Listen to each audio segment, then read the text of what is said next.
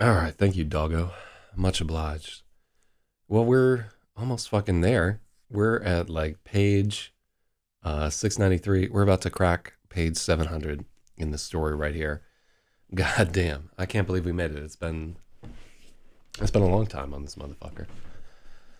67, 68 days to be exact, and before that, almost 900 days. So really, when all this is said and done, I'm gonna have spent 1,000 fucking days working on it. That's insane.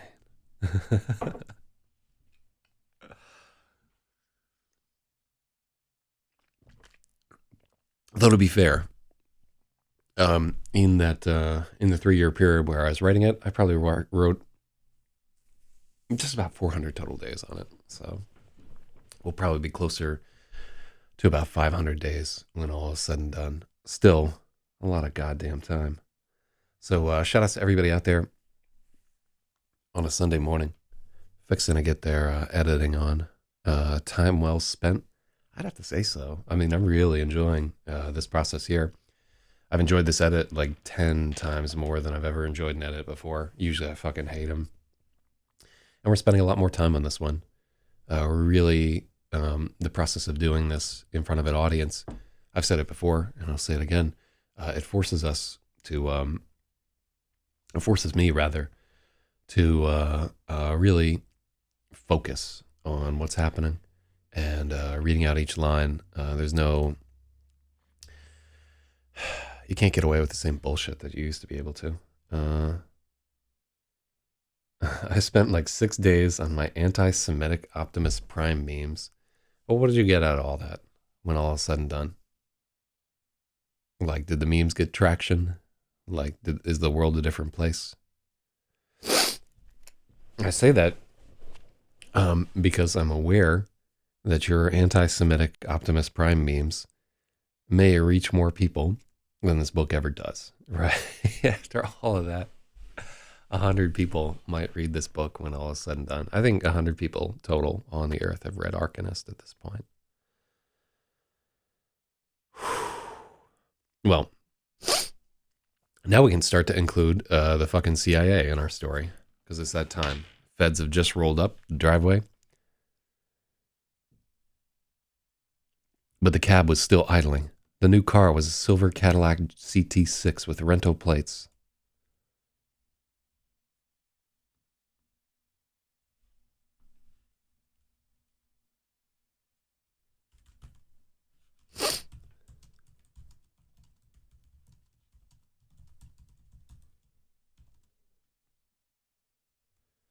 A new car had rolled up the driveway, a silver Cadillac CT6 with Rento plates.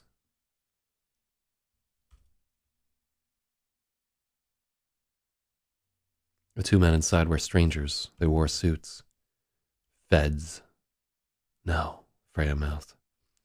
At once she tried to call Lynn Harris, but her phone was dead. Damn straight.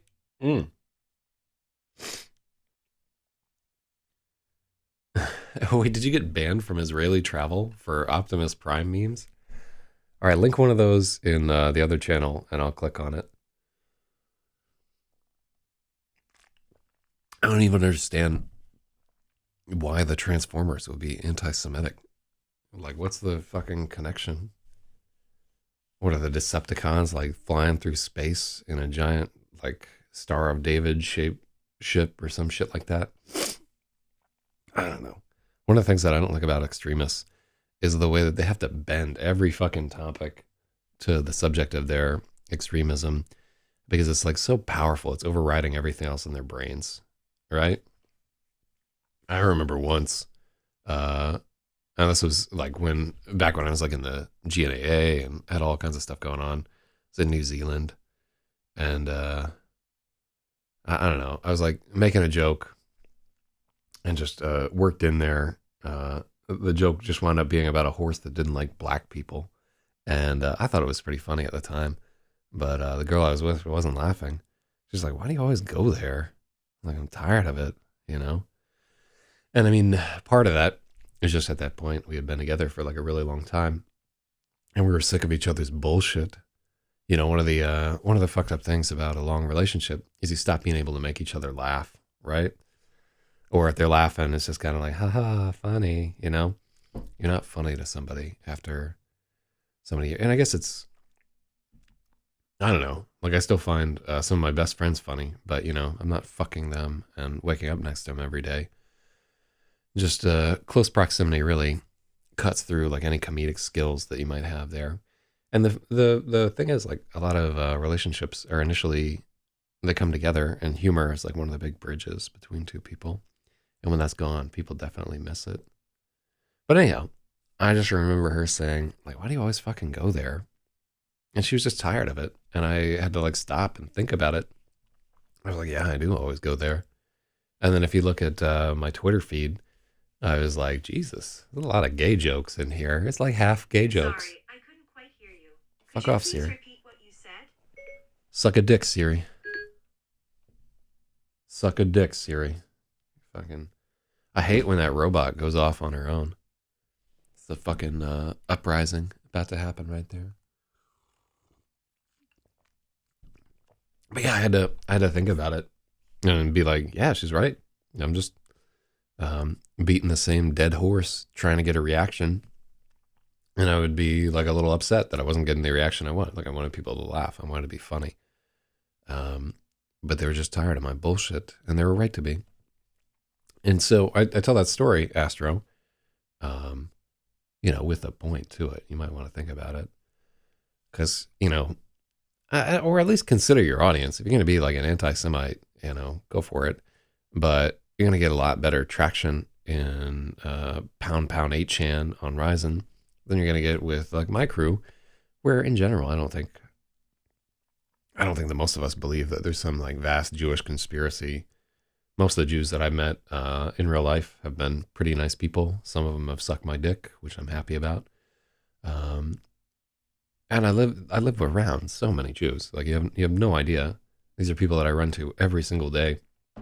And it was like a lot easier to loll at them and be like, they did 9/11 and all these other jokes that we used to tell and shit back in the day before, I was just hanging out with these people every single day. And I have to tell you, they are way too incompetent to do 9/11. I'm just putting it out there. They probably didn't actually do it, as much as it pains me to say. They're just too... all my video chat users are now neo-Nazis. Text for Bernie Sanders donate or phone bank, according to Stratum right there. I was thinking about phone banking for Bloomberg, but they only had like a tiny little window. They were doing it yesterday night. I don't want a phone bank for Bernie because I feel I would just go too hog wild or whatever. Anyhow, I don't know that I can really like fix somebody like Samsung TV where they're so hung up on this whole thing. He might just be trolling. But I genuinely think he does believe that Jews control the world's economy, and if you just got rid of them, everything would be better. And that's probably not the case. I'd say the chances of him being right are like around like 1 or 2%, and the chances of him being just an idiot and wasting his time are, if we do that math, 99 to 98%. I don't have all the fucking answers. It might be that there's a cabal of interdimensional reptiles or Rothschilds or whatever behind all this shit. But it doesn't seem like it, It's really a stretch, like a lot of the shit that's going on. But I'm not sure, but I'm willing to take a chance. So I think a lot of people are like that. They just would really like to have something to believe in, to feel like they're a part of something, and to have a purpose. Right? And those are things that our society does a really shitty job of handing to people. Like, keep in mind, we're running like a lot of firmware. Like, hey, you need to take this fucking sharpened stick and go out there and kill something and bring it back to us or we will die. Right? That's a fucking mission. That gets your fucking gonads contracting and your motor running and all this other shit. That's a mission. Or, hey, these other guys are trying to take our turf. We're going to try and murder as many of them as we possibly can and go to their village and take all their shit and kill their kids and take their women. Are you in or not? right? That's a sense of belonging and purpose. And it's fucked up, but that's who we were for low unto these many years, and how, in a greater sense, we still are and everything. And I think a lot of people have more of that firmware running on them than they would like to admit. And that's like the allure of this shit, right? The idea, like, we're gonna fight in a revolution, we're gonna be part of an underground, we're going to blow things up and kill people and like violently change the world. I don't know. There's very few people who can hear those kind of words, and I think everybody would mouth some, oh, I would never do some shit like that. But there's a lot of people who would get on that train if it was leaving the station. So anyhow, pink mist. Yeah, yeah. Like, I don't know. We've had the whole of this thing. Astro has been kind of running through the whole thing, and yeah, I'm not a big fan of just banning people just because they happen to be neo Nazis. Like, I wouldn't ban somebody if they were like a black Israelite or militant feminist or whatever. Actually, to tell you the truth, the militant feminist would probably get banned just because I would find them distracting. It's like, it's more difficult to disregard those arguments. They're more effective at trolling, I think, than a lot of men are. But none of those things will get our book written, Astro. Like, we need to finish this fucking book.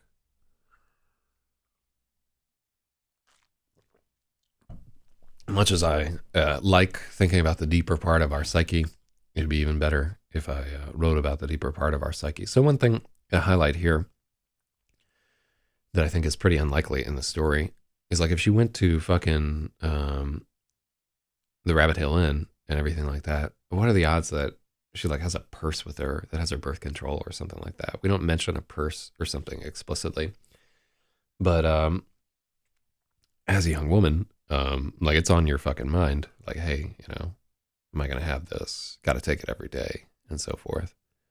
Let me see. Okay, peace. See me on day 60. Well, think about some of the shit I said, man.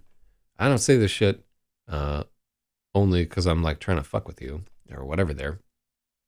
Those are real gay experiences that I had to have in my life to grow to be a slightly better person. And I'll tell you that I'm like much happier.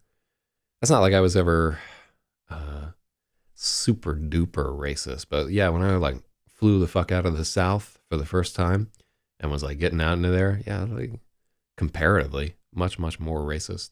And a lot of it had to do with just being like raised in the South and around people who were like that all the time, and not having this perspective on a lot of shit because I hadn't met like a lot of these people, I hadn't lived the way that I live, so forth. And after meeting everybody, I gotta tell you, everybody's just about the fucking same, and nobody's in control of a giant cabal. There's no driver at the wheel. The whole thing is just driving over the fucking cliff. Okay, what do we have here? So X5 Riff is asked, is this about fucking anime girls with big titties, I guess? Or maybe bug bitties is meant to mean little bitty titties. This one's not, but if you go to my webpage, there's a book, Zan and Ink, that has substantially more fucking in it. So check that one out. It's for free. Is Freya a person or like some messenger bag type person? See, this is what I was talking about when I was like, I need like a fucking fashion consultant for this book because I don't know how to write a young woman or whatever. I don't really know. Like, maybe she's a wallet person. Can you imagine? Like, you can keep some types there. So there are a bunch of different types of birth control pills. There's the one that comes in like the oval, and it's fucking got like the little one. But more of what I've seen is like a little square thing with like 31 pills and like some like the blanks and the ones that are active during the day or whatever. So yeah, it's something that I think would be on somebody's mind, and it's also like given the title of the book and everything, going to be something that is like, oh, I bet that's what this is all about. It's not. Um, I don't think she would have like some kind of messenger bag. Purse does seem like slightly fucking girlier than she would be on for, right? She seems like a little more butch than maybe some of her other friends might be. Like one of those girls where they put on a dress or something like that, and it's like a big aside for them. In fact, ubiquitously, when we describe the pants that she's always wearing jeans. Um, I think that's the only like pants that she owns, and the act of like wearing jeans instead of like wearing like a skirt or dresses means something. Also, it's the middle of the fucking winter in Maine up there, so we have like I think one scene where we describe her wearing like an emerald green dress or something, but that's about it. Um, I think a messenger bag is too big or something like that. I will tell you that one thing that I've found in my journeys through the feminine mystique is that bags are really important to women. Like the bag that they carry their shit around in matters a lot, and there's a lot of thought put into it. And when you see like women who have spent like $3,500 on a handbag or something like that, when we think like that's kind of insane or so forth, but keep in mind like somebody who's willing to spend $3,500 on something, that's how important that is to them. Um, so and like people who really can't afford to spend that kind of money, I have seen will spend that kind of money, and they feel like they need it. So yeah, kind of like an interesting dynamic there. Whew.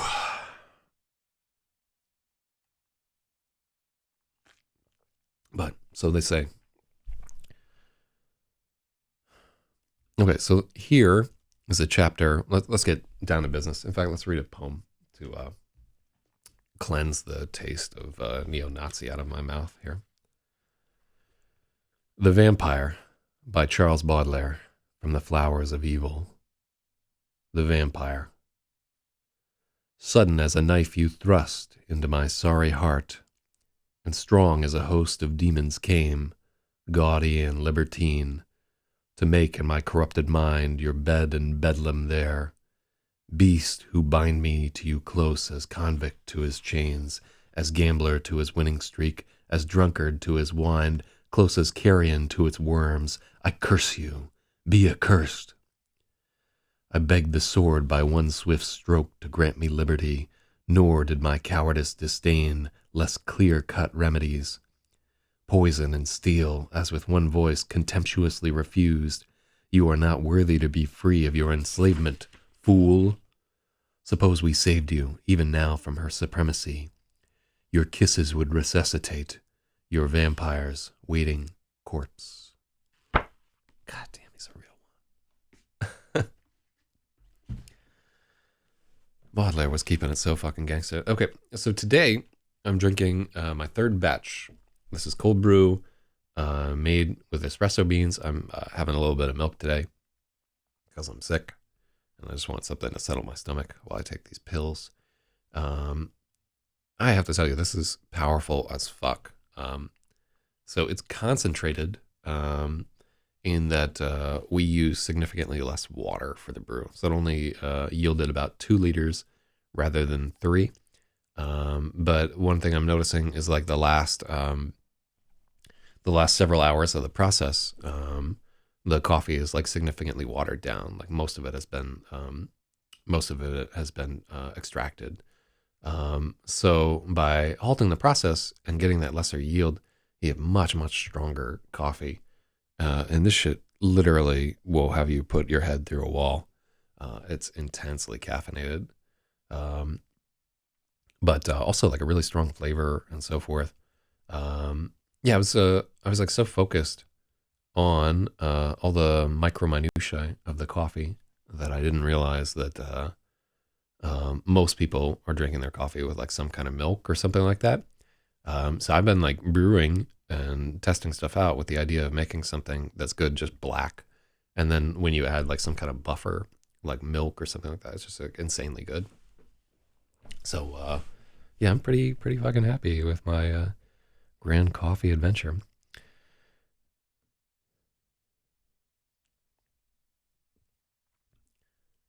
The Cadillac ground to a stop at the mouth of the driveway. Three men climbed out of their cars simultaneously.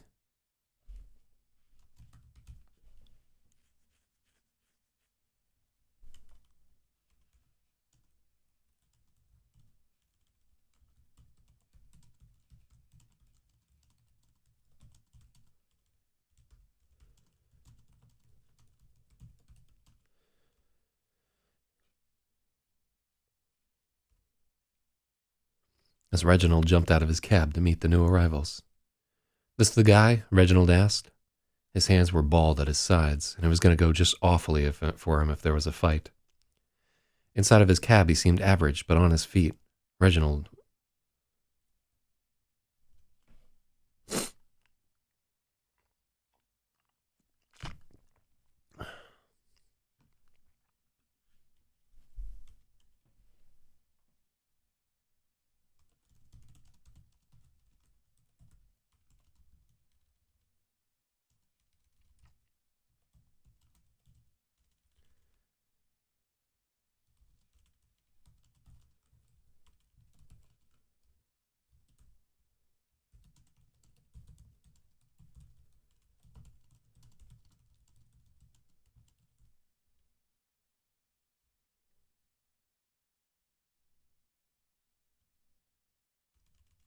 So sitting in his car,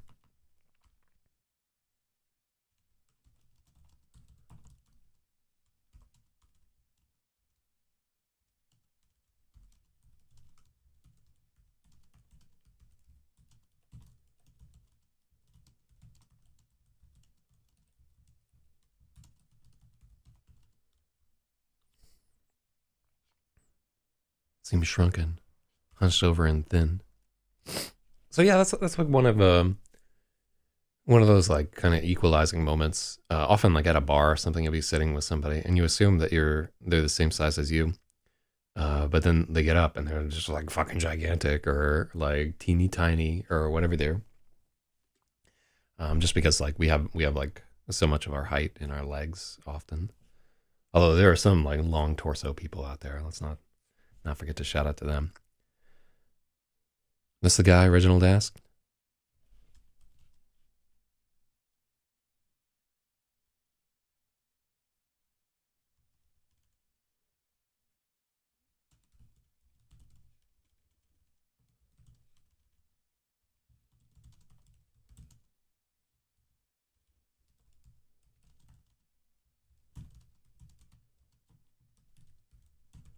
Orienting himself towards the driver of the Cadillac.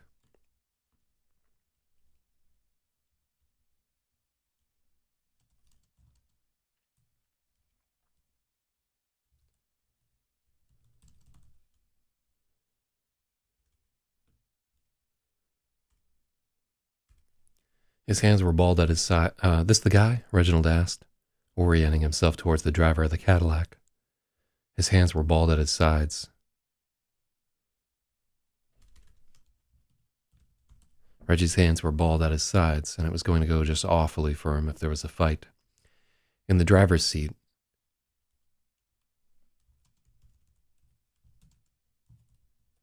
he looked average, but on his feet he seemed shrunken, hunched over and thin. The men in suits towered over him, broad shoulders, that's hard to say. The men in suits towered over him, broad shoulders.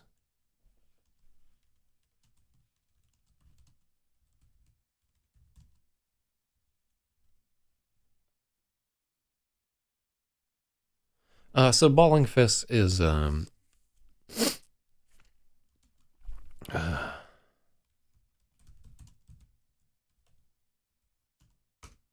bald fist.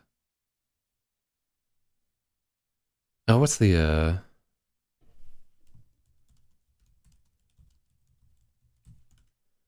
view word use frequency? There we go.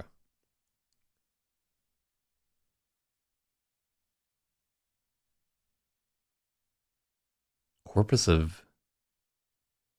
Wait, what's a lemma? The, be, and, of, a, in, to, have, to, it, I, that. It'd be cool to make a techno song, or like a trance song that was just out here. All right.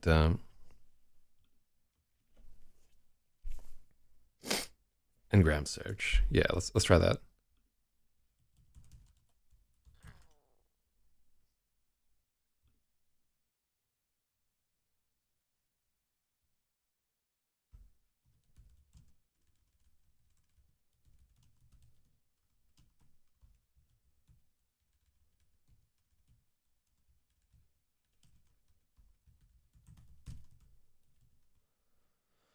Oh,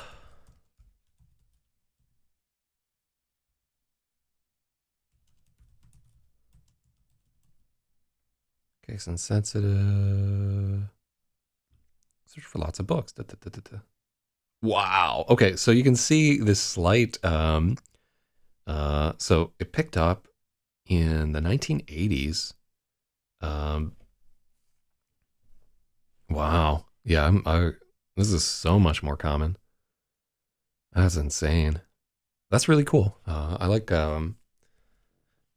I can't believe I couldn't remember the name of the Ngram viewer or whatever. But yeah, clenching your fists hit a peak in.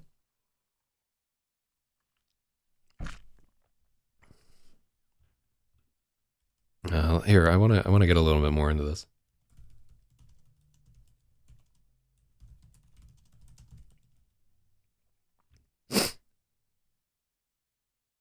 Oh yeah, yeah. So this only becomes like a wow, I like seeing these rises where um oh, that's super cool.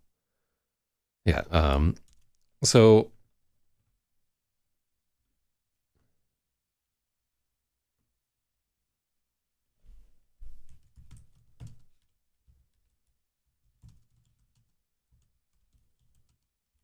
Reggie's hands were clenched into fists at his sides. Yeah, I like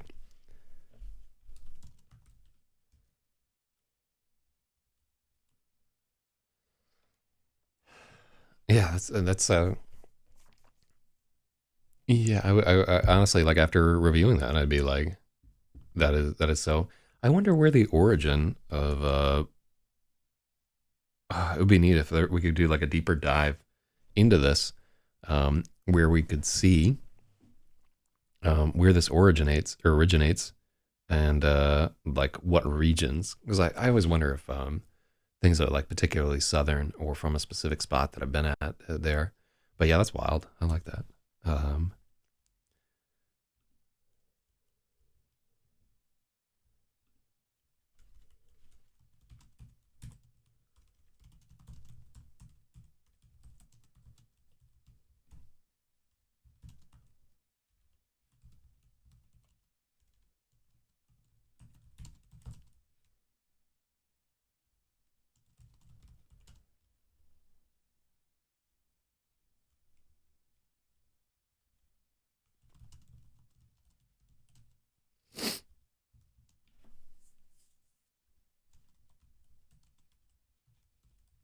uh, walk broad shoulders. What the fuck is this paragraph?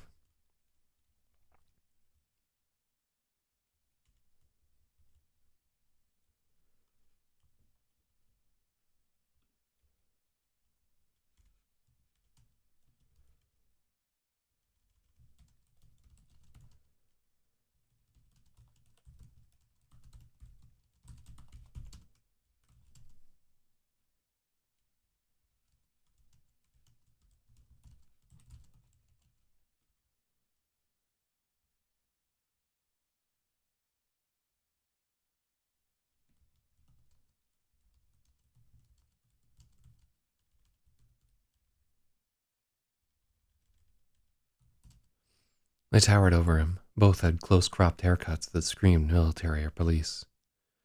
Either man could handle both Freya and the old cabbie with ease. They'd parked their car just at the end of Freya's driveway, blocking the cab in.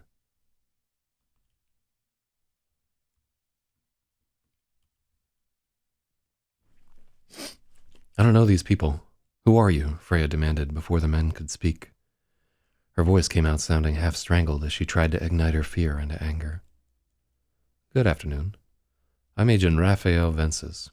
I work for the National Security Administration. He produced a badge. Are you Freya Jokla? Freya didn't answer. Her little tiff with Lynn came back to her.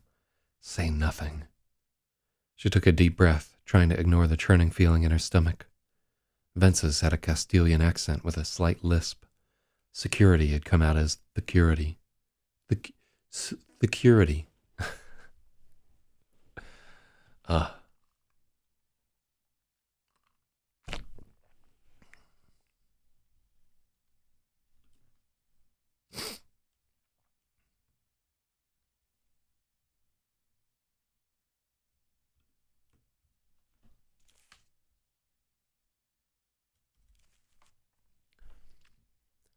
Vences had a Castilian accent. Security had come out as the curity. Security. Oh, it's hard to get that right. Hey, I'm really sorry, but my lawyer says I can't talk to anyone without her present, Freya said, giving a little open-handed shrug. This is just a few brief questions. Won't take long at all. Inside would be easier, Agent Vences said, pointing at her front door. Freya narrowed her eyes at him. She no longer needed to expend effort to get mad. He'd ignored everything she said. Everything about Vences was flat, his voice, his expression, his haircut. Leather gloves, sunglasses on a cloudy day. The man just stood there, watching like a golem. He hadn't spoken, and Vences hadn't introduced him. It all felt so weird. Okay, this doesn't flow.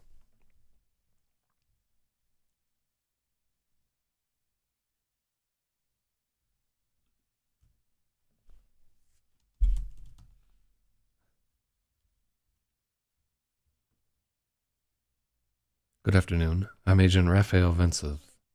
I work for the National Security Administration. He produced a badge.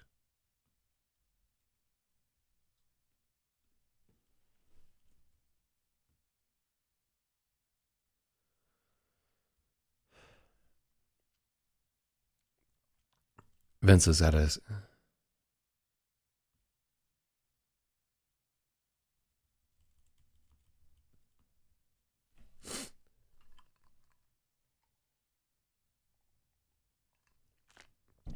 So you can't say everything about him is flat if he has like this Castilian accent and he's fucking in Maine.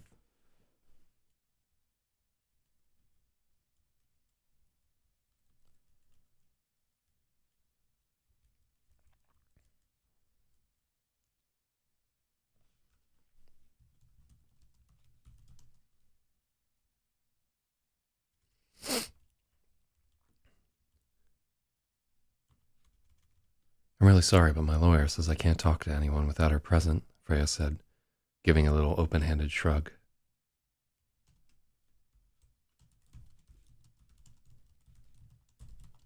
I can put you in touch with her.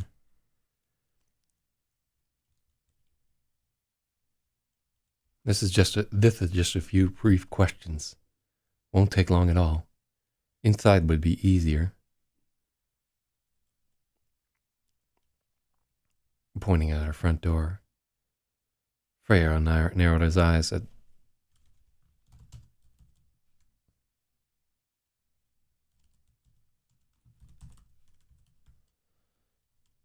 She no longer needed to expend effort to get mad.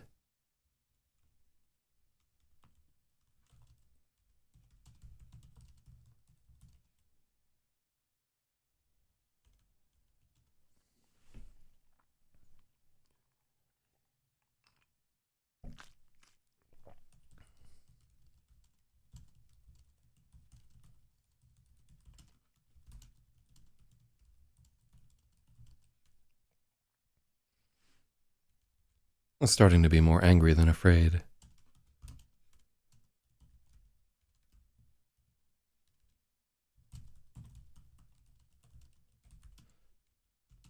He'd ignored everything she said.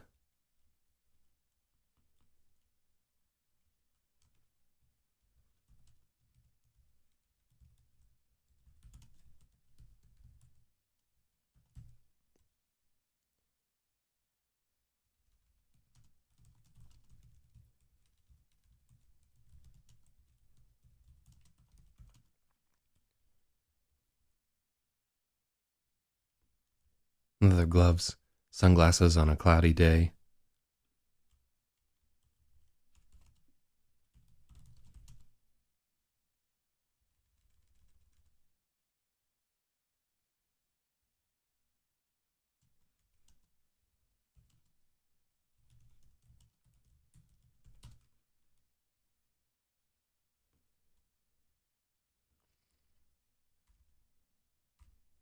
The other man just stood there watching like a golem.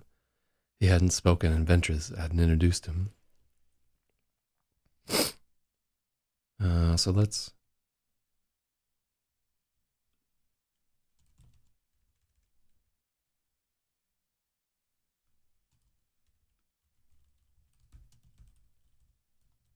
They wore dark glasses and suits.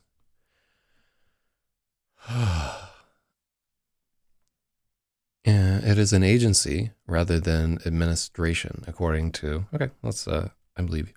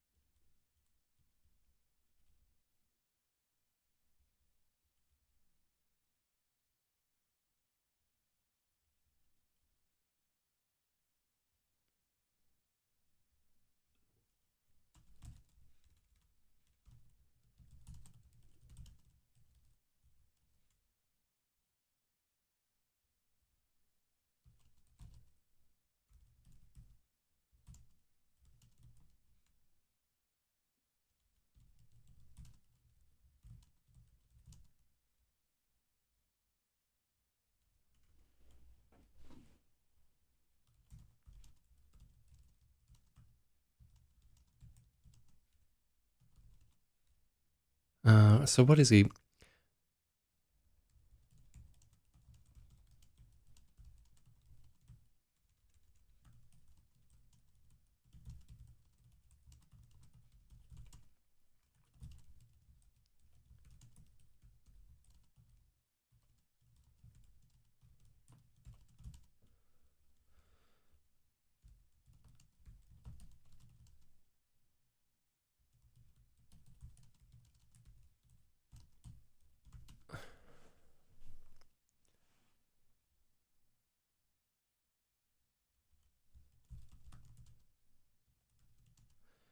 Freya immediately disliked everything about him. The flat haircut, the leather gloves, the sunglasses on his cloudy day.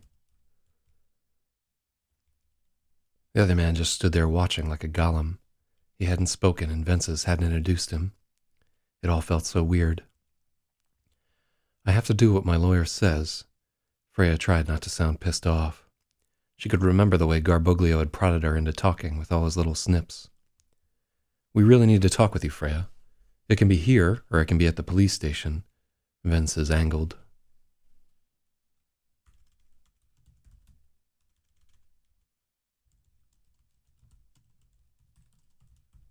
Ventress took a step towards her. The knives were out already. Her mind flickered ahead to handcuffs closing around her wrists. Their hands on her, searching, finding the gun, then the star ball, taking it all away, shoving her in the back of the Cadillac. Freya was suddenly certain if they got her in the car, no one would ever see her again. They would probably vanish Reggie too. He was a witness. In hot arcs of panic, her mind leapt to the pistol. Were NSA agents armed? She stared at their suit coats, trying to figure out if they were wearing bulletproof vests. The sun pierced the clouds again. Everything was suddenly aflame with light. I want to shout out to my homeboy Camus and that Arab killing sun. Hell yeah. I'm alive. I'm the stranger. That's the only real scene. The only scene that from that book that really stuck with me is just the maddening quality of the light. It really like I could understand that, how like in the wrong sunlight somebody might be moved to murder. Which it sounds like weird or whatever, but I don't know. I don't know if you've ever been like working out there, like in the sun or something like that, or just like this blinding light on like on a sweltering day or whatever, and it just hits you, and you feel just weirdly angry and compelled and so forth. I've felt that before, but that's definitely not happening at in Maine at the moment. The sun pierced the clouds again. Everything was suddenly aflame with light. Miss Jokla? Vences needled, not giving her time to think. He was infuriating, and all she could think about was the gun. Body armor wouldn't matter if she shot him in the face. The sun caught his mirrored glasses and glinted in her eyes. Here, hold on.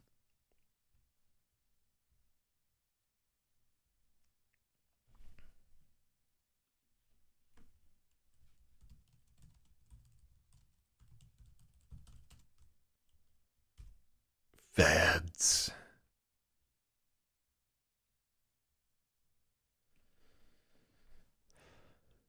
Are you well? Agent Vences pressed.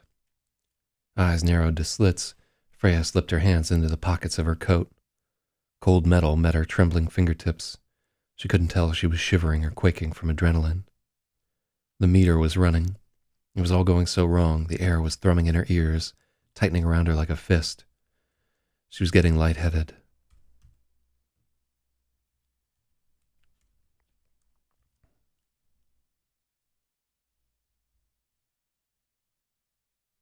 See, this line's totally out of place there. The carousel had begun to spin, and she clenched her jaw, willing herself to stay upright. The light had an intolerable quality to it, an Arab glare. We go there. I don't think you can get away with saying an Arab glare. But I'm gonna leave it there anyway. I love the sound of an Arab glare. I'm fine, Freya hissed. Just back off. You're scaring me.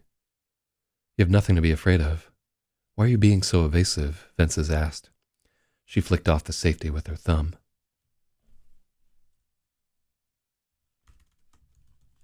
Freya flicked off the safety with her thumb. Excuse me, Reginald barked, interposing himself and getting uncomfortably close to the agent. Are you fucking deaf? She just said you're scaring her. Back the fuck up. Vences took a step back as Reggie bulldogged him. Who are you? Vences demanded. Reginald pointed to the Silver Star Taxico ball cap on his head. That's my taxi, Sherlock. Get back in it and stop interfering with my investigation, Vences ordered. Reginald's eyebrows raised. I got something you can investigate right here. Reginald made a vulgar gesture. The other suit coughed in surprise, the first sound he'd made. Don't worry, fella. There's plenty to go around, Reginald said, with a crooked grin. Mr. College Football had just told 2 federal agents to blow him.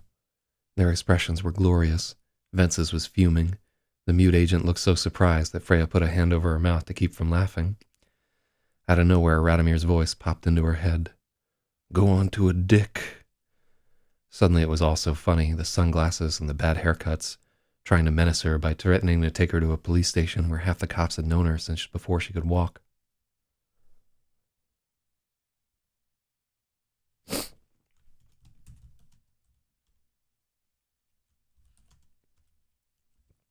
Vences was trying to menace her by threatening to take her to the police station where half the cops had known her since before she could walk. She tried to bottle...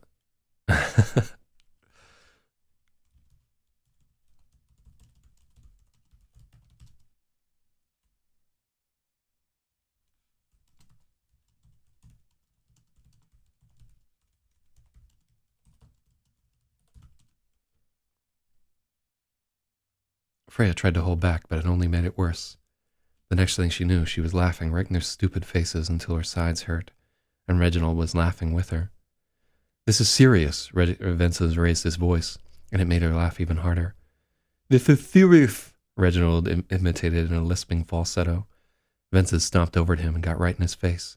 Shut up, Vences bellowed, expecting the old man to shrink away from him. But Reginald didn't flinch. Make me, you blackamoor cocksucker, Reginald shot back. He tapped 2 fingers on his chin. Freya wheezed for breath, trying to get control of herself. Raphael Vences was about to murder Reggie. He was furious.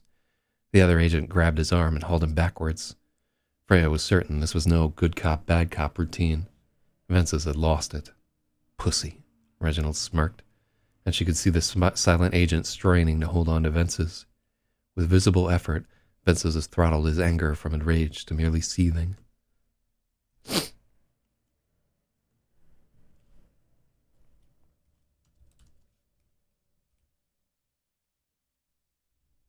No, why were we making that into present tense?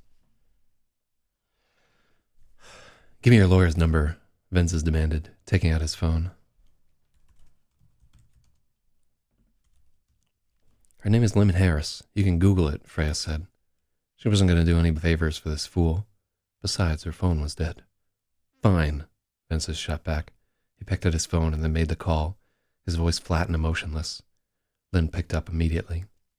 There was a long pause, as Lynn must have been giving him an earful.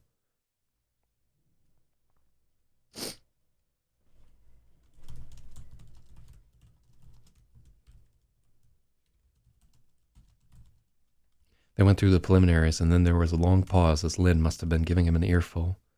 Freya was sure his eyes were rolling behind the mirrored lenses. She'll be here in 10 minutes. You can go.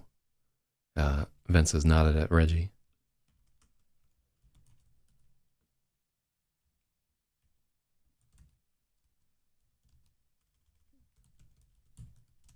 Vences said dismissively at Reggie. How do you figure? You see any wings on this taxi cab? Reginald sniped. He was still blocked in.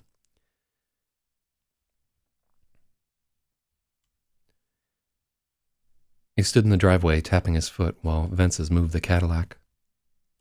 Vences motioned for him to go afterward, but Reggie only waved at him, smiling at the agent's exasperated look. Seeing Freya wasn't about to invite them inside, the other agent climbed into the Cadillac to wait. Freya was left with Reginald, who looked inordinately pleased with himself. Thanks for hanging around, Reginald said. Thanks for hanging around, Freya said. No trouble at all. That idiot almost decked me. I'm really sorry about this. Don't be sorry. I was almost a rich man just there. Imagine that lawsuit. Intimidating you and then socking a 7-year-old veteran. All on video. We'd have been rich. Freya glanced at the windshield of his cab. Sure enough, there was a little red light from his dashboard camera. Her eyebrows raised, and his grin widened. He'd been goading them all along. She had a moment to smile at that before Lynn Harris's BMW hurtled up the driveway.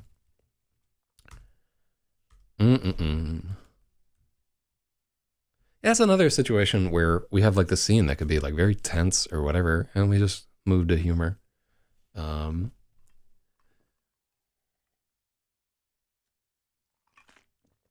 don't know, maybe it's inappropriate there, but I love that scene. Like calls him a blackamoor cocksucker and tries to get him to punch him. I enjoy it. That's how I want my interactions with the fucking NSA to go. Freya wondered if the agents could tell that Lynn was furious with her. There were no death glares, no snippy comments. Her fury hid in the momentary hesitation before she said Freya's name, and the slightest flicker at the corner of her eye.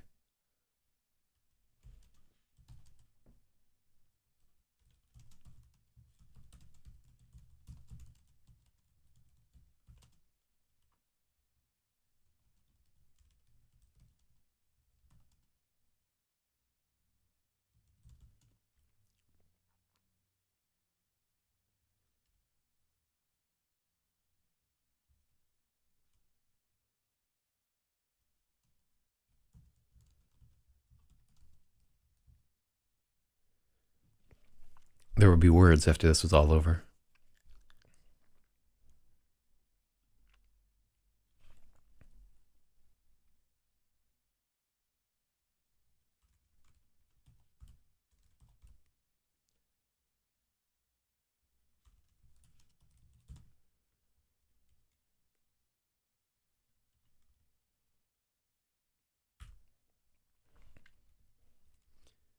They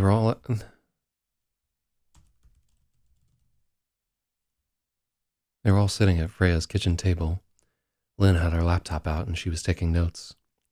Freya had plugged her phone into charge on the kitchen counter. The silent agent had set up a tripod with a little camcorder to record the interview. Before that, she'd watched him walk around the living room, carefully looking at everything, probably checking for security cameras. Freya looked at Lynn, wondering if she could get them to conduct the interview without the camcorder, but Lynn didn't notice. She was inspecting Rentz's badge and his ID and typing the numbers into her laptop. His too, Lynn said, after snapping a picture of Vince's badge with her phone. More than a request, not quite a demand.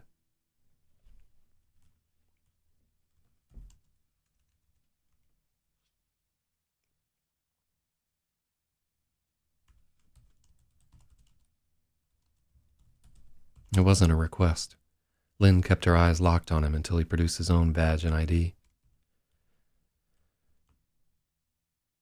So we have another Vincent in the story. We changed Dr. Garbaglio to Vincente.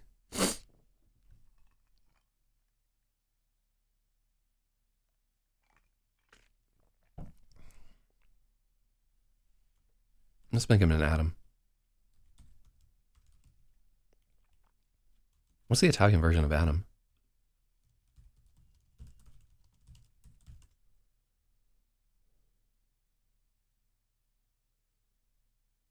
Italian form of Adam.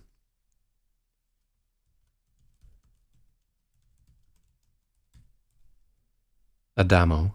Oh, I like that. Let's change.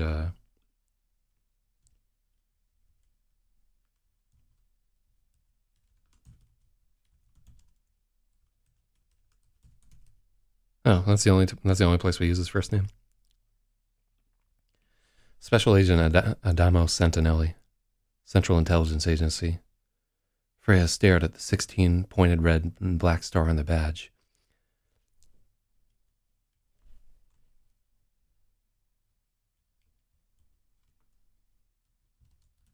He was Special Agent Adamo Santinelli, Central Intelligence Agency. Freya stared at the 16 pointed red and black star on the badge. Then her eyes rose to Lynn. Why is the CIA investigating an American citizen? Lynn asked, a note of tension in her voice. This case is international in scope and it involves industrial espionage. It's within our purview. That said, if you're uncomfortable with me here, I'm happy to wait outside until the interview is concluded. Santinelli spoke for the first time. His voice was unexpectedly soft and high-pitched for such a large frame. He must be self-conscious about it, Freya realized. That's not necessary, Lynn said, and Santinelli gave a grateful nod. Okay, let's begin. Vince's nodded to Santinelli, who hit record. A red light came on the camcorder. What's your full name, please? Freya Kaliki Jokla. For a few minutes, it was all more preliminaries, date of birth, social security, and other identifying things. She found her hand drifting into her pocket, but the starball had nothing for her. For the 1,000th time, she wondered why Dan hadn't texted her back. For 15 minutes, Vences asked her a series of questions about what she did online, what websites, asked Freya, what website she went to, what email she used, who she talked with. Freya was impatient for him to get to the point and start asking things about Lhasa, but he never came around to it. What school do you go to? Vences asked. Grayson High School. I'm a sophomore. Okay, where were you on... Okay, so this is... I should have commented this at the time.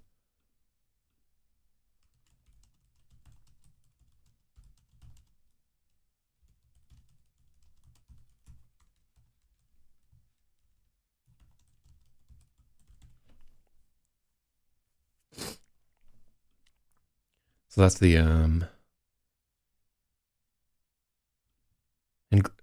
where were you on date of the first data breach? All right, what do we have here? The Italian version of Adam is Adam, but you say it while pinching your fingers while holding them up. Adamo.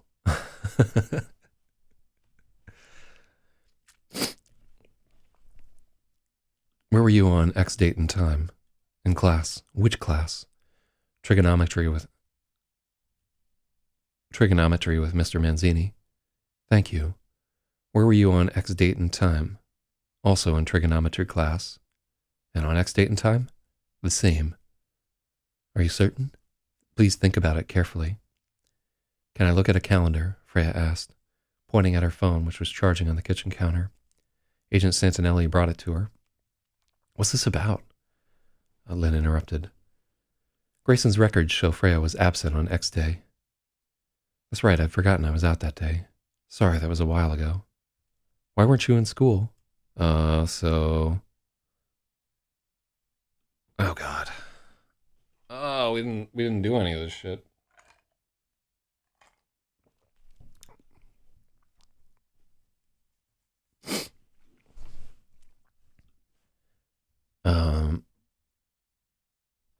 So here we probably have to go back and then have her like be out sick for a day, or she just can't fucking make it to school or whatever. On next date and next time, the network at Grayson was used to access a large number of protected computer systems. During this time, a number of computer systems at the school were rendered non-functional. We believe they were used as bots to compromise the remote system. This activity occurred for several days, ceasing when Freya was not at the school. When she returned the next day, it resumed. And you think my client is involved? I do. There are many factors in common with the breach at Heidenkernu which coincides with Freya's visit there. Are you planning to charge Freya with a crime? Are you planning to charge her with a crime? It's a possibility, Vences said, some of his anger leaking through his mask. What the fuck?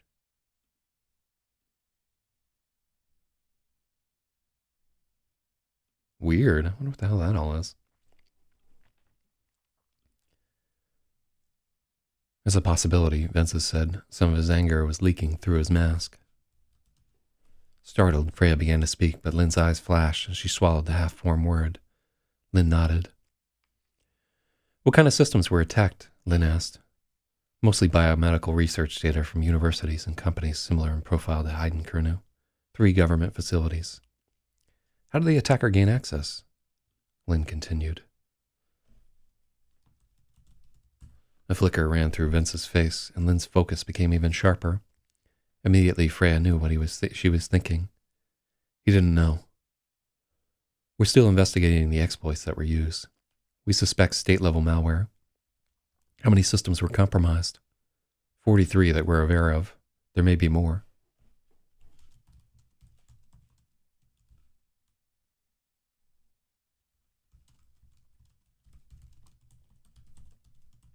We're still investigating. It was a ridiculous number. I'm starting to get a clearer picture here. You intend to convince a jury that my 16-year-old, non-technical client compromised 43 networks during her trigonometry class without the instructor noticing? Freya, are you allowed to have your phone out in class? No, not at all. Mr. Manzini wouldn't allow that. Okay, Lynn said, coming to our conclusion. So that's just a pretense to intimidate my client. A minor who you attempted to corner in spite of her request to have her attorney present. Was this before or after you threatened to beat up a taxicab driver? Before, Freya said. Look, this is serious. Frances began. Theriath, Freya mocked, her voice low, but the room fell silent. Vences and Lynn stared at her, exasperated. Freya glared right back at Vences. He was an asshole who tried to bully her and Reggie. She was going to do everything she could to get him fired after this. The interview had clearly gone off the rails. There was a sharp intake of breath from Santinelli. He walked over and pressed a button on the camcorder, and the red light turned off. Vences looked at him. Vences looked up at him, and Santinelli stared back. Vences broke first. Thank you both for participating in this interview. You were very helpful. Would you mind taking the equipment out to the car, Agent Vences? Immediately, the chain of command was clear. Vences broke down everything and packed it into the case, not making eye contact with anyone. Santinelli gave him the slightest shake of his head as he sat down at the table. Santinelli gave them the slightest shake of his head as he sat down at the table. Let's talk, Santinelli offered. Vences shut the door too hard as he departed.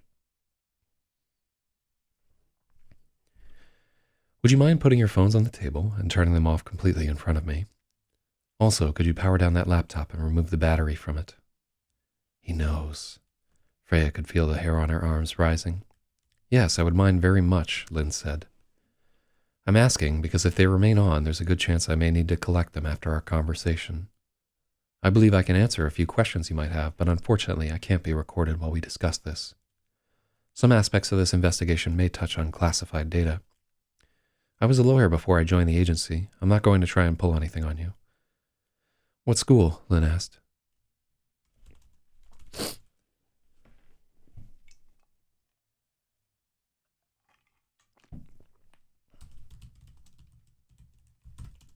UCB, dual major in law and biochemistry, Santinelli said, a note of pride in his voice.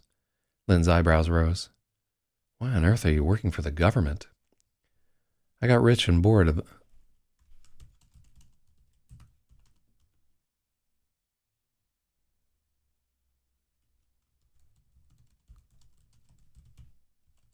Patent law is boring. This is much more my speed. Lynn accepted this with a nod. Freya followed her lead when she set her phone on the table and shut it off.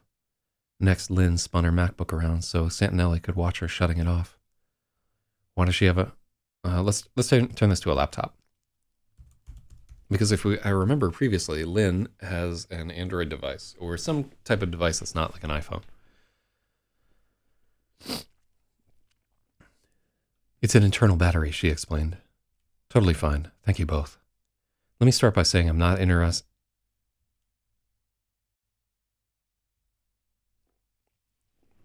Yeah, she might have a Chromebook or something. If those still exist in the year 2029.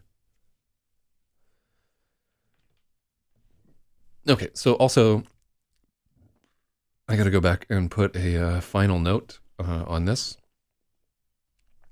Okay, so...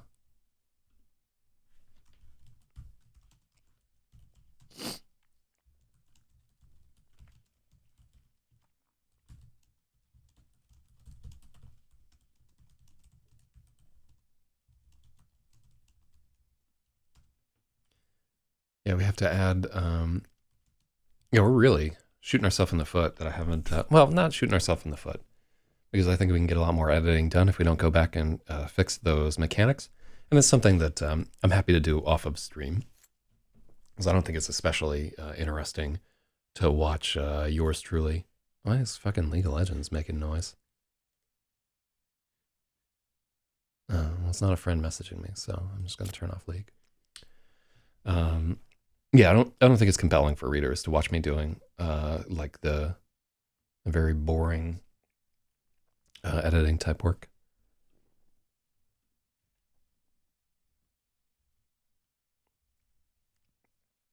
Let's see.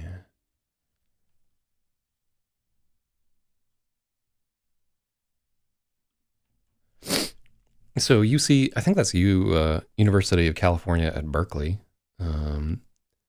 And just like FYI, I think having like a dual major in law and biochemistry, you would have to be super duper fucking smart to get into that school and do that. And so the reason why she's like, why on earth are you working for the government, is that as a lawyer, with that those credentials, you could just make a fucking buttload of money.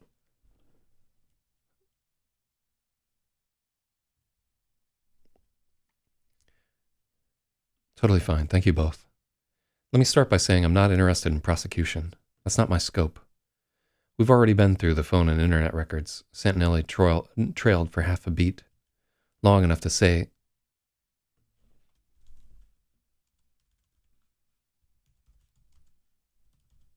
long enough to imply that he knew about Lassa and Lynn, short enough to say that he didn't care.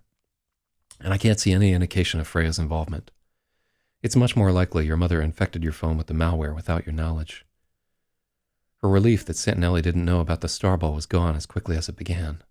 What? No, she didn't do that, Freya blurted, and then she turned to Lynn, who was silently beseeching her to shut up. Why would she use Freya's phone? Even if you ignore the fact that she's putting her daughter at risk, it makes zero sense to use the network at Grayson for the attack. Why not some bot farm in China? You're right. It doesn't make sense, and that's one of the reasons why I'm here. One thing I'm hearing from everyone I speak with is how erratic her behavior has been. Potentially, someone is taking advantage of her emotional state to manipulate her. That's not possible. Have you talked with her yet? Lynn asked. I'm going to Spring Harbor tomorrow. I intend to interview her as soon as she's released from the psychiatric hold.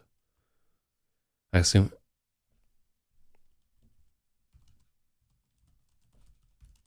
Which should be tomorrow morning. I assume you'll both be there. You'll understand when you talk with her, Freya said. Nobody's manipulating her. She's not stupid. If she wanted to steal data, she could have done a much better job covering it up. Is she talking with anyone new? Is there anyone at all that you think might be involved? Santinelli asked.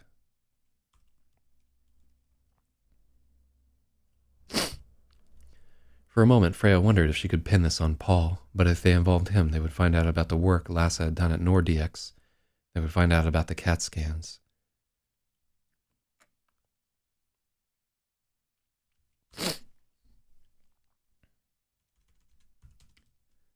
The CAT scans could lead back to the Starball. For a few months after Randall's death, Lassa was drinking heavily and staying out. She could have come into contact with a lot of people, Lynn said. Do you think she had another phone?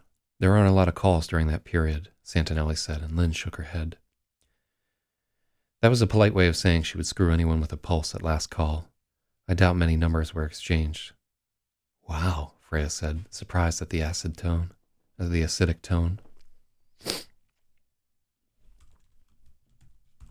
Lynn's acidic tone. I'm sorry, Lynn said. That was a bit much. I mean, it's accurate, Freya agreed. She was coming apart, but not at her work. She would never put me at risk. When her home internet got messed up, she legitimately had no idea what was happening. You know about the call to the cable company. We know. We have Karhu's images too, but the zero process he described isn't on either of them. Either it erased itself before he could complete his image, or Karhu was mistaken. We're still investigating his involvement.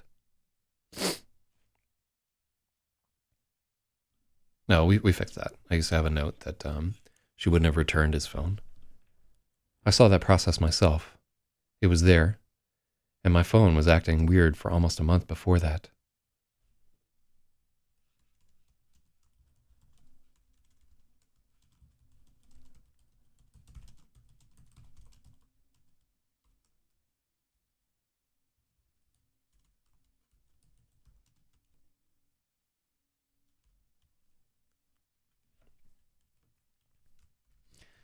Let me save you both some time. It's her, Santinelli said. The unauthorized research she was performing was definitely involved by the stolen data. She has to be in on it. She has to be in on it.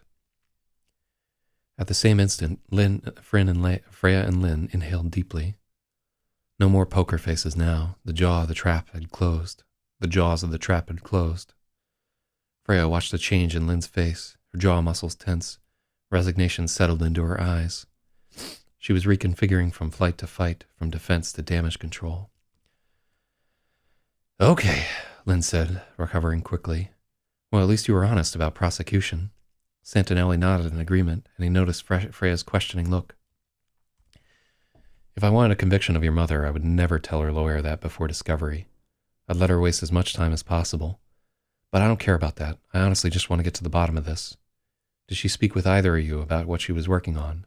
Even a passing comment, anything whatsoever? She never talks about work, Freya said, and Lynn agreed. Wait, have you not figured out what she was doing at Heidenkernu? Freya asked. Now it was Santinelli's turn to exhale. In his face, Freya could see they were all tied together, tangled in Lassa's mess. What she was working on doesn't make any sense to me, Santinelli admitted. Would you need to be a specialist to understand?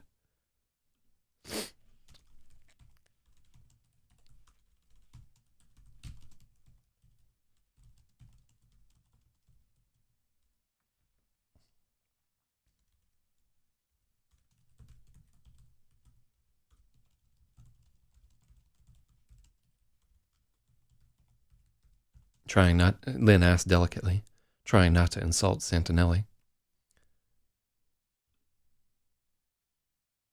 Oh.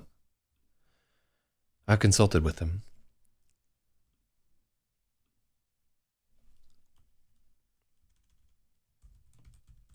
I've consulted with specialists. No one seems to get it. Unfortunately, her notes are very sparse.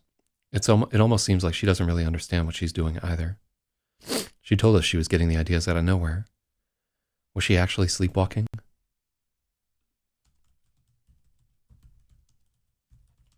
Yes, Freya lied. Both adults bored at her with their eyes. Freya fought to keep from looking away. What do you think it is? Freya asked, trying to get their attention off of her. I think it's a weapon, Santinelli said. That's the only way I can reconcile all the strangeness. Someone is taking advantage of your mother, positioning her to look like a mad scientist and absorb any potential blame. Freya felt like a trap door had opened beneath her. Her vision went gray at the edges. Santinelli and Lynn were continuing to discuss the point, but they were 1,000 miles away from her. Her hand was in her pocket, gripping the star ball.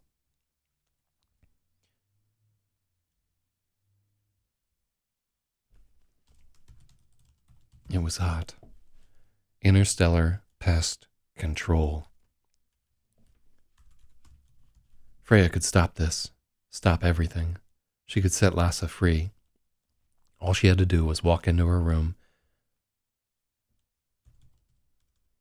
and clap the orb in between the two halves of the meteorite. This would all end. This would all end. They could reveal everything. Turn the starball over to the...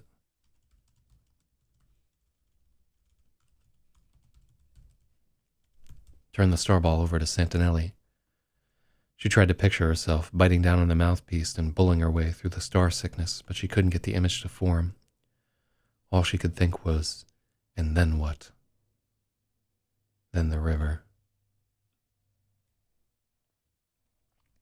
When she was gone, the feds would rise up like black water and swallow everything. Lassa, Lynn, Karhu, everything who knew would wind up in some secret prison forever. Everything about her would be erased. If they found out about Dan, they would take him too.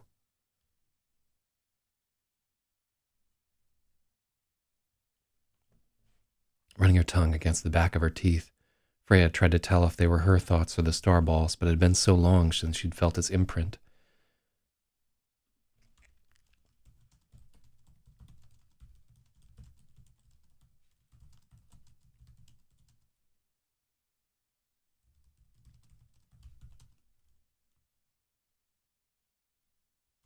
Maybe there was no difference between them any longer. Maybe there was no difference any longer.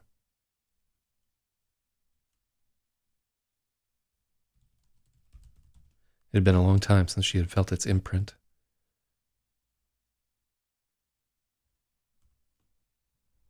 Maybe there was no difference any longer. Good morning. Oh, there you are, Spathima. Yeah, I think we're maybe the only one at the moment here.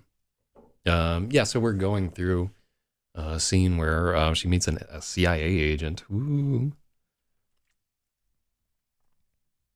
Freya blinked, trying to perform that old trick from class where she pulled together all the tidbits she'd heard passively and build them into some idea of what was said.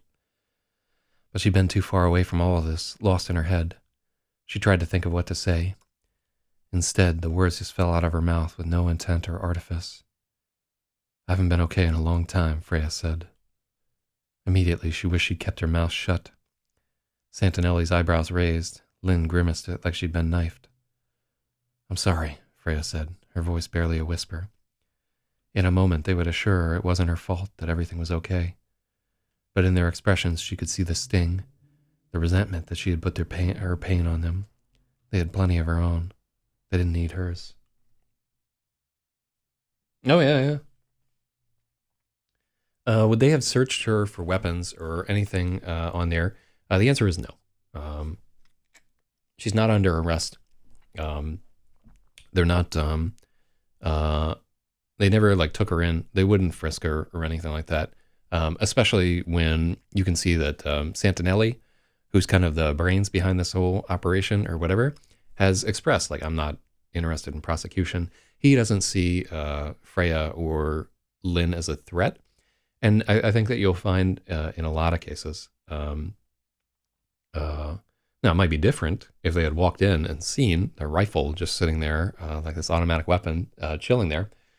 But in general, Probably Lassa is the one that they would feel that there's some danger. Like they might have searched Lassa, just given her background and so forth, if they had like pulled up a file or something on her.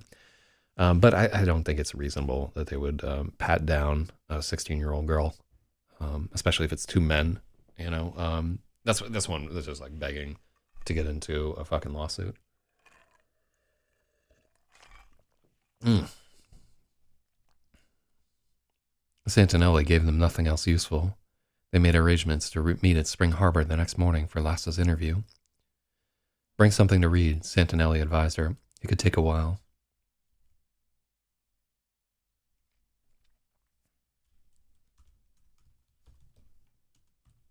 Freya had almost forgotten to get another book. If not for the warning, she would have been stuck with Anna Karenina. Freya scanned Randall's shelf, looking for something long enough to get her through the morning. She had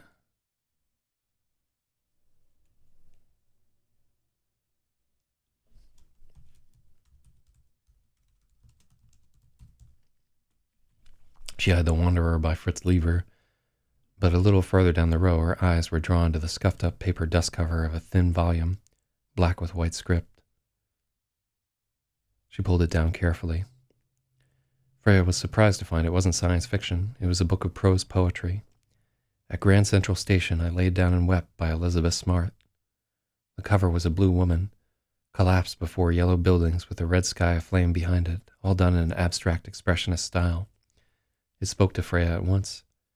She flipped the page open, looking for the copyright page. This was the first UK printing, 1945. On the recto page was Lassa's handwriting. For Randall. Beneath it, Lassa had drawn a tiny, perfect heart with an L inside of it, so exact it reminded Freya of the imprint on a pill. Freya's breath caught. Handling the book as delicately as nitroglycerin, she removed the thin paper dust cover and carefully set it atop the line of books where it couldn't get damaged. She ran her fingers over the orange fabric of the cover, wondering how bad this would hurt. Boom!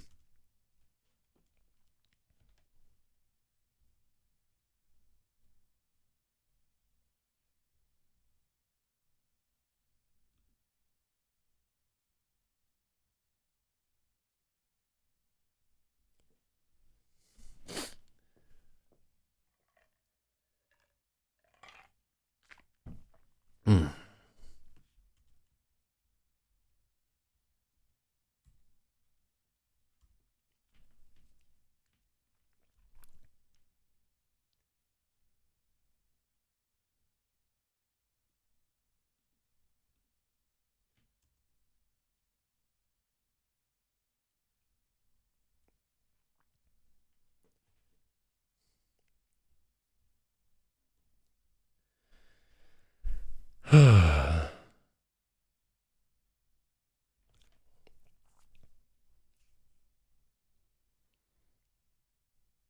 Okay, so I want to say that starting at chapter 88, right, we need to seriously consider this action.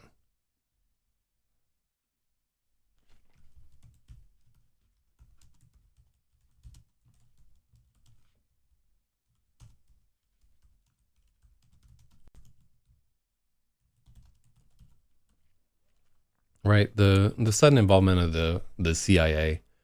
I'm not sure that we've foreshadowed it enough. It takes a lot of doing to get the CIA to show the fuck up. Like I've been involved in like plenty dirt in my lifetime, and I've never run into those guys. We didn't involve the FBI because honestly, I work with the FBI, and shout outs to the FBI, who, by the way, are tasked with surveilling me at this very moment. And they're very nice people, but I don't expect them to figure any of this shit out. Yeah, I like every single time that I've dealt with the FBI, I've literally like had to hand them every single piece of the investigation to get anything to fucking happen. Literally just had to like do all the work and fucking mail them CD-ROMs of shit because they can't accept emails for whatever fucking reason. It's just ridiculous. I don't have. Oh, which will all be really ironic when they're like busting me for some fucking interstate crime I wasn't even aware I was doing. But yeah, like I, as an investigatory apparatus, my confidence in them is not huge. Um, we can just look at the whole Mueller debacle, and keeping in mind that this book will probably be published within the next 2 years or so, I don't expect people's confidence in the FBI to have regenerated by that time. So we got to use a different agency. And I think people still think about the glow in the dark CIA as having some kind of menace. All right, so let me see what chapter we're on here. So that was 88, and then 89 is there. But yeah, anybody who's reading through after the fact, specifically Spaethiwa, let me know how you feel about one, like chapter 85 is one where I think we're like halfway between like a little bit funny and a little bit tense, and I think we don't get either of them. I do actually like the way that Agent Vences is kind of used as the butt of a joke. I like that a lot, actually. I think I'm going to try and keep that in. But it's another situation where we're dissipating tension with humor, which may be unwarranted. So I think that's chapter 89 there. So chapter 89 is where we start to really talk about what this is all about, like what's been going on this entire time, what the Starball has been doing in the background, and it doesn't look good. Also, Lynn calls her non-technical there, but earlier in the book we made it more technical. We made Freya like she was in the Linux club or some bullshit like that. So that may be a little out of place. In fact, I don't want to put. Let's just take out the if we take out the non-technical descriptor.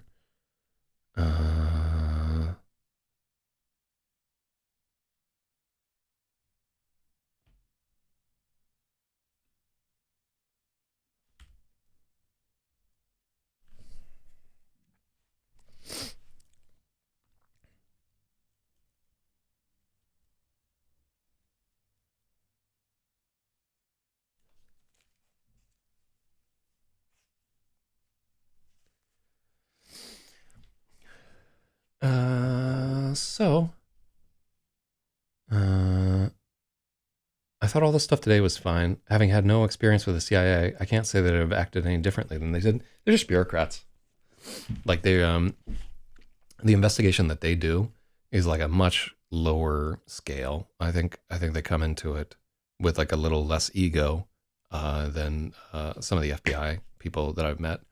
I'm trying to think if I have, and I'm just supposing right there. I know that the vast majority of what they do is very bureaucratic in nature. And like people like to assume that they're doing all kinds of like wet work and shit like that. But like the vast majority of the people in the agency are just investigating like relatively low level boring shit. Like the keep in mind, like my experience in any kind of intelligence is the vast majority of intelligence that gathered is just soul crushingly boring, like stuff that really no one would ever find it fucking interesting at all, and never will. Like the vast majority of it is just discarded. Like it goes into some kind of analysis profile, and then that's it, you know. And they try to determine like I can't get into a lot of the shit, but just keep in mind that most of our national secrets are like so utterly mundane that you would just gouge your eyes out if you had to look at it every day. And like that's always been my supposition, that there's no conspiracy. Everything's just really boring and people don't know what's going on. But conspiracies make a better story. All right, what do we have here? So this book right here, at Grand Central Station, I laid down and wept, is a really interesting story. I can't remember if I write more about it later on, but I love the cover. The cover looks like one of my paintings.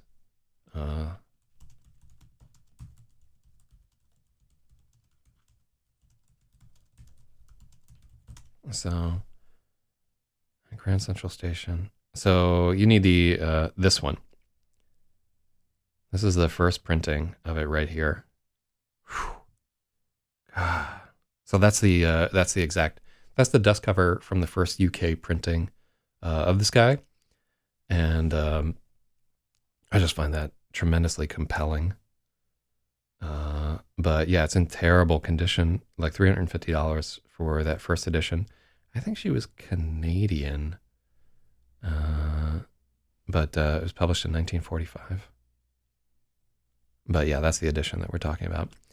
So yeah, throughout the book, when we talk about books, like obviously Randall and Lassa and Freya are people who care about books physically, and especially early edition. And it's like very trite that characters frequently like love books and talk about them and so forth, because authors that write books have like a special reverence for books, and they're always trying to imbue them in their characters. And that's a big part of why like Fahrenheit 451 is such a big deal, because Bradbury was so adamant that we were going to get to a point where people wouldn't read anymore and they would just burn books just to do it, more or less.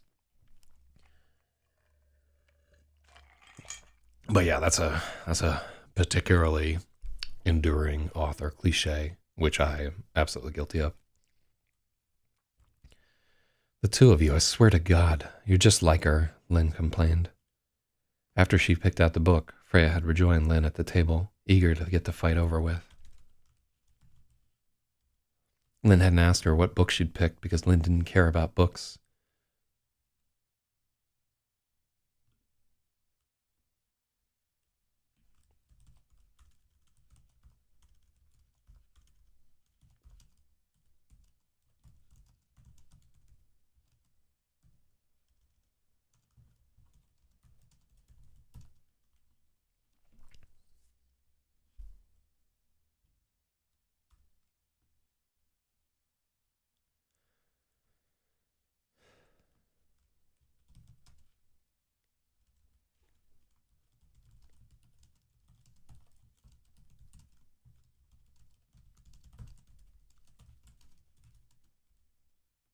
Anyone else might have asked Freya about the book she'd picked, but Lynn didn't care about books. Freya could only shrug in defense. She'd messed up coming home, and she knew it. For a silent moment, Lynn just glowered at her. Freya kept her eyes low and waited for more, almost eager to be told how awful she was for disobeying. But Lynn just dropped it.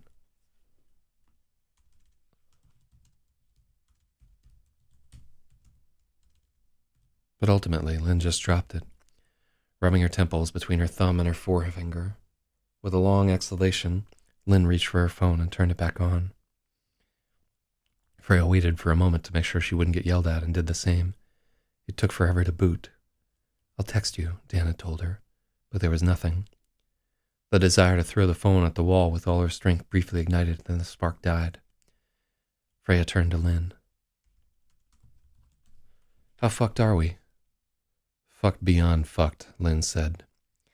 If she was using the stolen data, she's been lying to me this whole time, which is insanely stupid. Never ever lie to your lawyer. Lynn looked so tired and defeated. Freya wished she could tell her that Lassa hadn't lied to her. She didn't deserve this. Tell me what happened outside, Lynn said.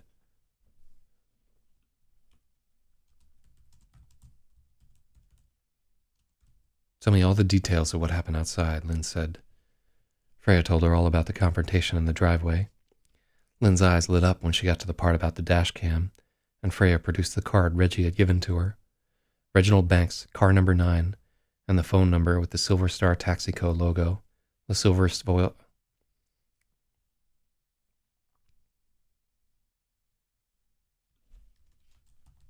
which was a silver foil star embossed over... a silver foil star over an embossed blue mountaintop. Why didn't you just call me, or call the police? Lynn asked. My phone was dead, Freya said, and Lynn just stared back at her, unwilling to accept the excuse. Also, I didn't want to get frisked. I have a gun, Freya said. What? It's in my coat pocket. Freya pointed towards the foyer. Lynn was aghast.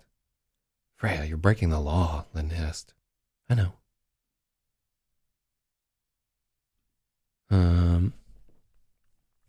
Lynn's fingers were back at her temples. Show it to me, she said. Freya took the Kimber from her coat pocket and brought it back to the safety table. Oh, we have to have her flick the safety off at some point in the Vences scene.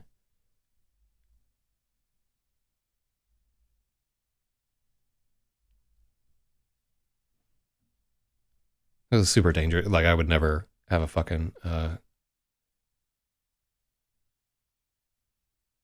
would never have a gun in my jacket pocket with the safety off. That's a good way to get your dick shot off.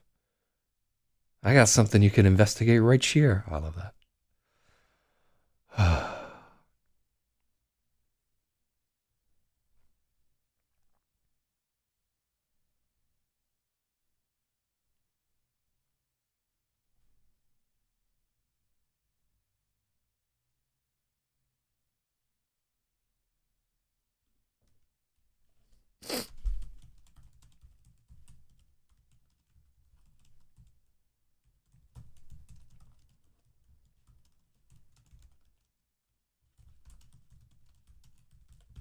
She's been so close.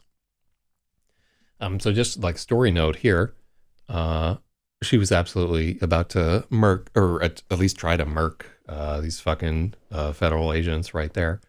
Just blast them in front of a cab driver. That's the character's mental state. It'd be a very different story if she just fucking shot these people, but that's not where I'm trying to go. Also, that's a pretty good way to lose reader sympathy for your character. Just have her just murder two fucking state agents. Like, why not?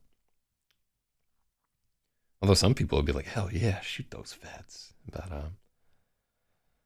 that's not this story. It'll be another story.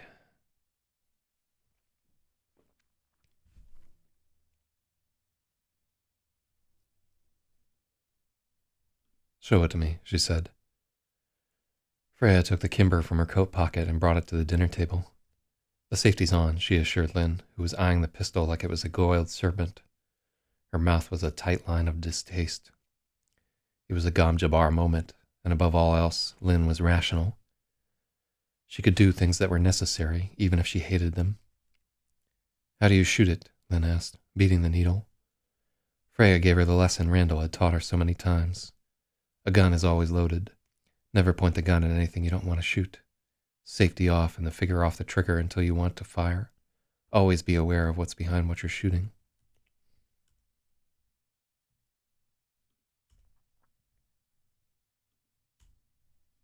Don't stop shooting until you're certain the threat is eliminated.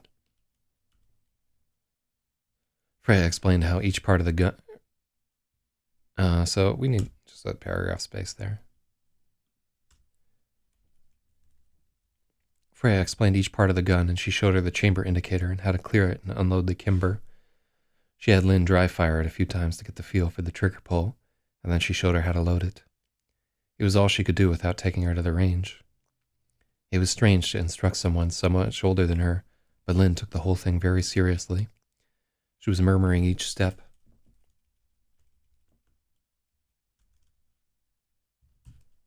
She murmured each step to herself.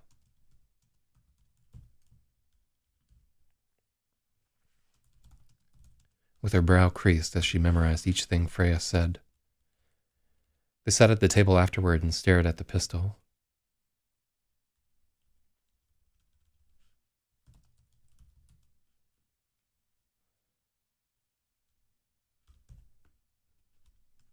The safety was on. The barrel was pointed away from them. I don't know if I can do it, Lynn admitted. That's okay, Freya said. I can. That's okay, Freya said. I can. Their eyes met, and the moment burned in the air between them. Freya reached out and took the gun back, and Lynn nodded in acceptance. I have to go to Renanen tonight, Freya said. What? No, absolutely not, Lynn began, winding up for another argument. I'm going. I'll walk there if I have to. I need to be there, Freya insisted. Lynn stared at her, calculating. The dynamic between them had shifted further.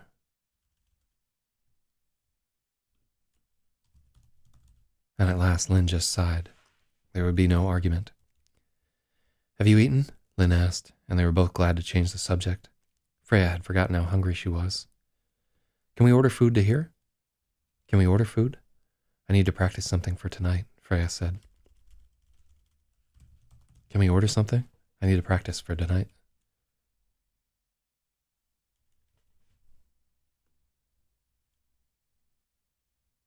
I need to practice something, Freya said. That's fine.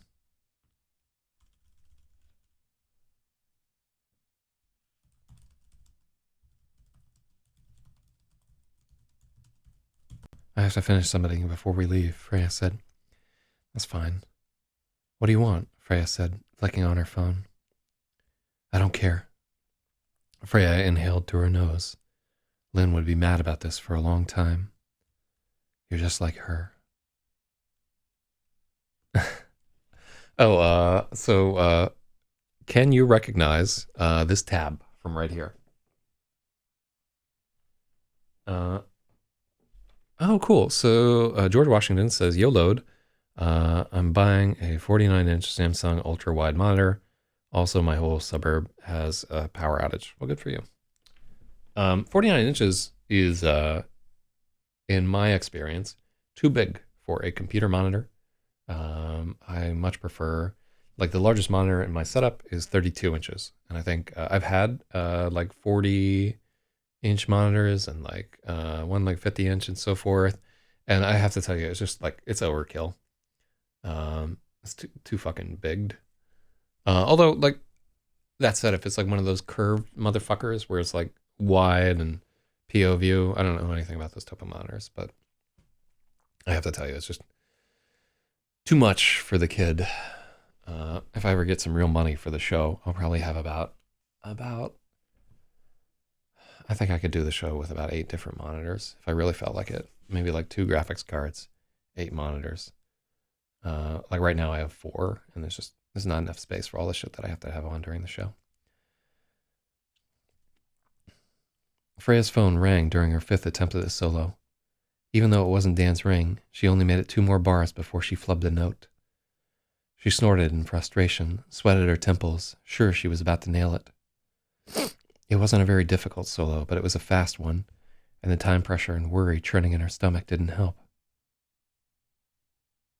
Let's take the worry out. And the time pressure didn't help. She set her guitar carefully on the bed and picked up her phone. She didn't recognize the number. It's him. There was a lurch in her chest, and she looked out her window, expecting to see a rifle pointed at her from the trees. The phone kept ringing. She had voicemail disabled on her line. What if it was Lassa? Maybe Dan calling from a different phone. She let the phone ring 3 more times before she tapped answer and didn't say anything, waiting for the other person to speak first.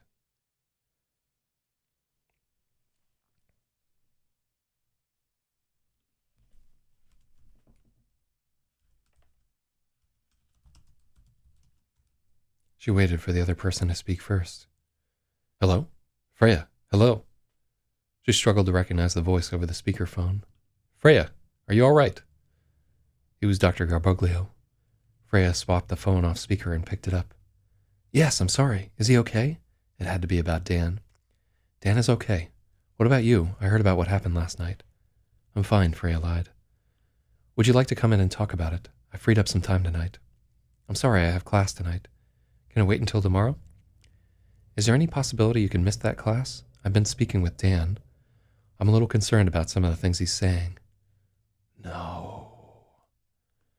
Freya shut her eyes and the phone slid from her fingers and fell face first onto the bed. She laid down with her hand over her face as the tiny voice asked her comforter if she was okay again and again. It felt like a long time before she could manage to talk again, but it was probably less than a minute. Dr. Garboglio was still on the line. I'm sorry, Freya said. It's just, I'm really worried about him. He was supposed to text me last night, but he didn't. I haven't heard from him all day.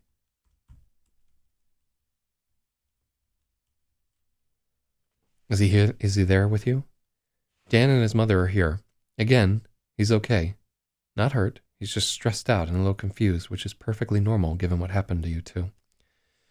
Can I come over and talk to you now? Freya asked. If you need to, sure. I'll be there in 15 minutes, Freya said. In her pocket, the star ball was hot with effort. Ooh. Fucking. Why is this fucking here? What's this comment here? Oh, yeah, this. I think I was just like stoked about that song at the time. That doesn't go there. Fucking song lyrics in the middle of this, like I'm a 14-year-old girl. Uh, okay, I just played it. I have no idea what that is.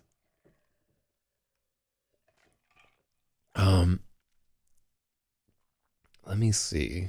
All right, well, if you feel like playing it again, I'll give you a hint that, oh, can I give a hint without just, I can't give a hint without just giving it away. You'll know as soon as you find out. So chapter 88, which is actually chapter 91, I believe. Hello, Freya. The words jabbed at her like a blade. Freya could stab them right back. Hello, Samantha welled up in her mouth like venom.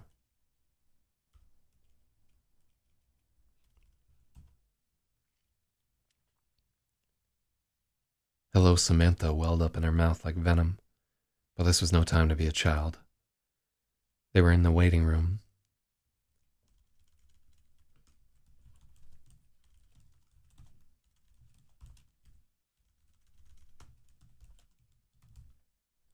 Freya and Dan's mother were in the waiting room. The stark lighting glinted off a new set of green and gold paintings.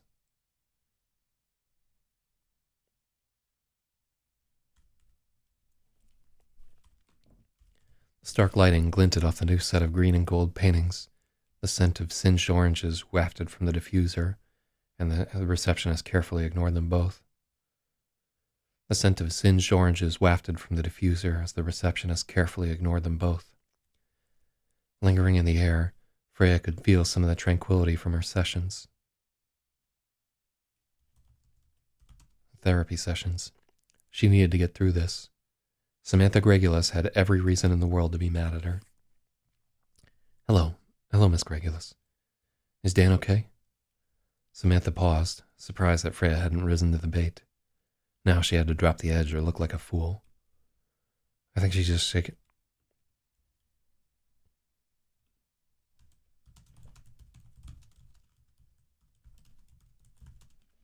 Surprised at the concern in Freya's voice. Now she had to drop the edge or look like a fool. I think he's just shaken up, Samantha said. At once, Freya knew he'd told her everything. Dr. Bolgio. Dr. Garboglio. I wonder how many instances. Okay, cool.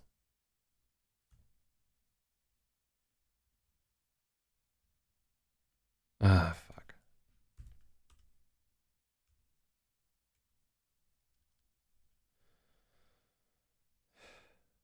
Uh, uh.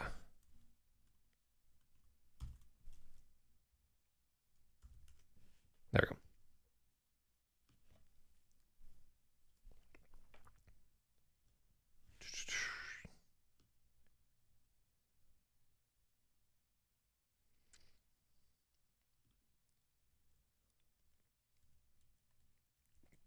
Dr. Garboglio has been great, Samantha said, grasping for anything to say.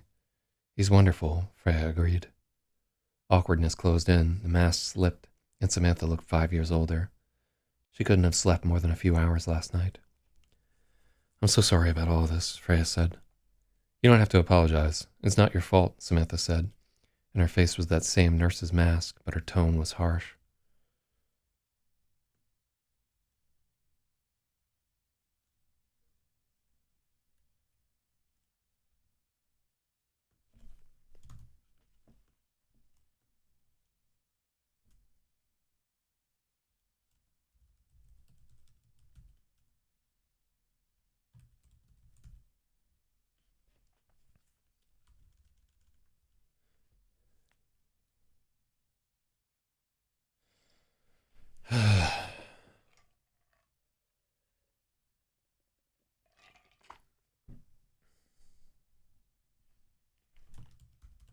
face was composed, but her tone was harsh.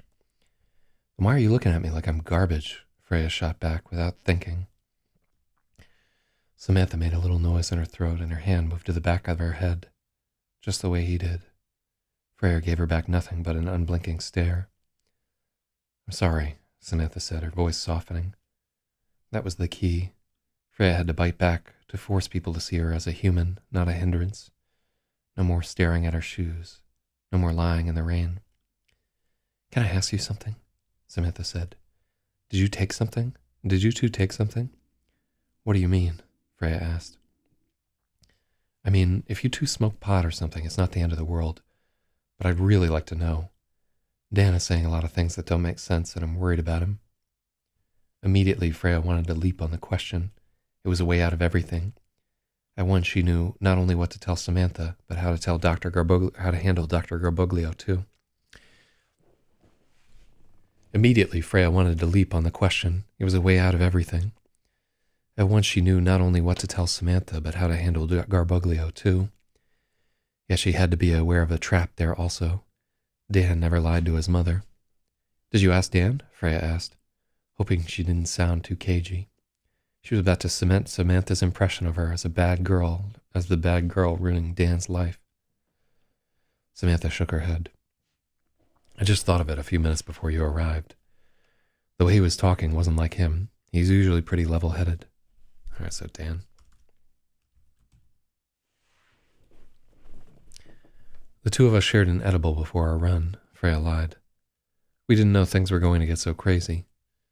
Carefully, she watched Samantha's face, ready for her to explode. The dark eyebrows tilted. Whose idea was that? It was my idea. I had told him it'd help with my anxiety. We wanted to try it together. It wasn't a lot. Samantha shut her eyes and let out a deep breath. Critical hit. Oh, thank God, she said. That explains so much. She'd bought it all.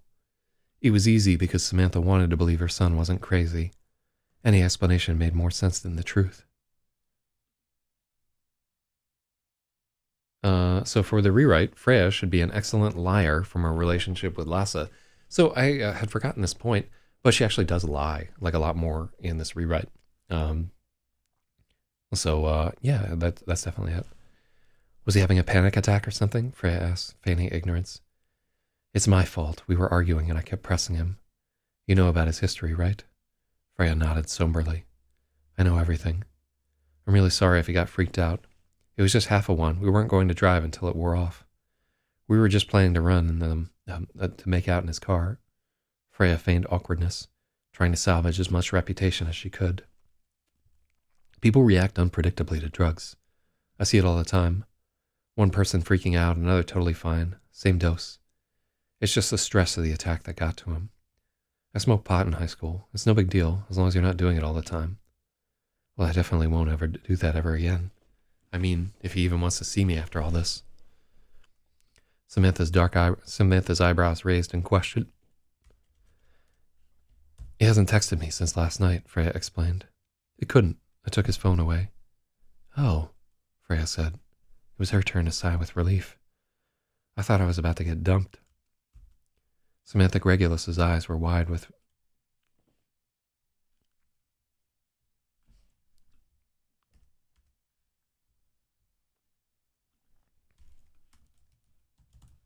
Unexpectedly, Samantha threw her head back and laughed long and hard, all the built-up worry escaping.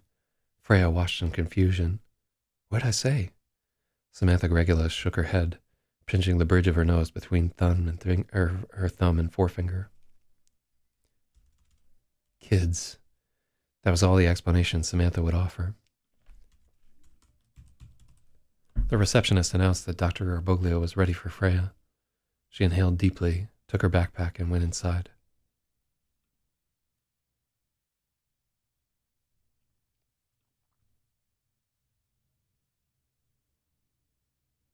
So we have a note to justify Garboglio as having a distrust of the government.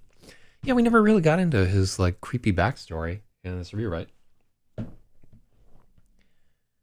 It hurt to see Dan's face, so bleak and hopeless. She could see strain at the corner of Dr. Garboglio's eyes. There was a third chair. There had never been one before, and Freya couldn't help but glance around the room, wondering where he kept it if there were more.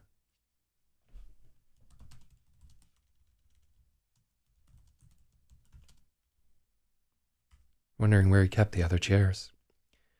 That bookshelf swings out into a closet, Dr. Garboglio said, guessing what she was thinking. He was good at that. Ah, Freya said. It's a secret to everybody, Dr. Garboglio said with a smile, and Dan gave a little half laugh of recognition, but Freya didn't get it. It was a painful reminder of the distance between them.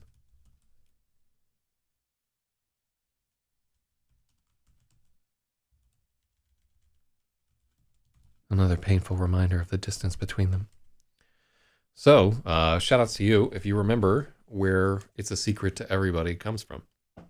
Because it's a reference that Dan and Dr. Garboglio get, but Freya does not.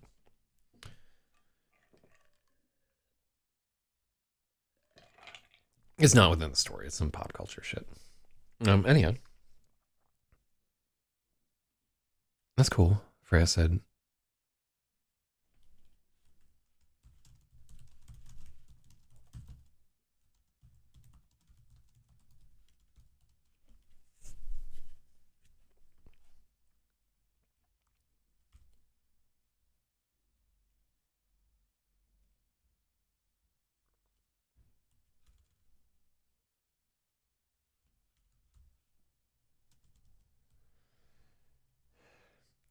That's cool, Freya said, taking her seat. I guess you must have a bunch more chairs for therapy or for family sessions. Just 4 chairs total, actually. I don't think a conversation with more than 4 people is ever productive. It introduces too many dynamics. Freya nodded. I tried not to tell her, Dan said, unable to contain the words any longer. She just kept asking questions, and when I did tell her, she thought I had gone crazy. Freya nodded. Outside.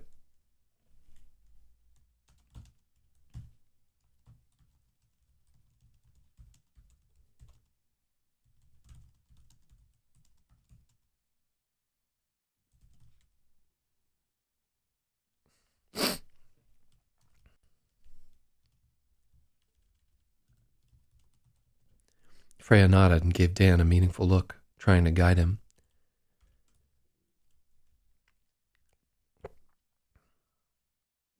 Outside, she asked me if we'd taken drugs or something. No way, I would never do that, Dan told Dr. Garboglio, who nodded. Freya's mouth was tight as she decided how to proceed. I told her we did. I said we'd each had half an edible before our run, and that's why you're talking so strangely. She bought it. What?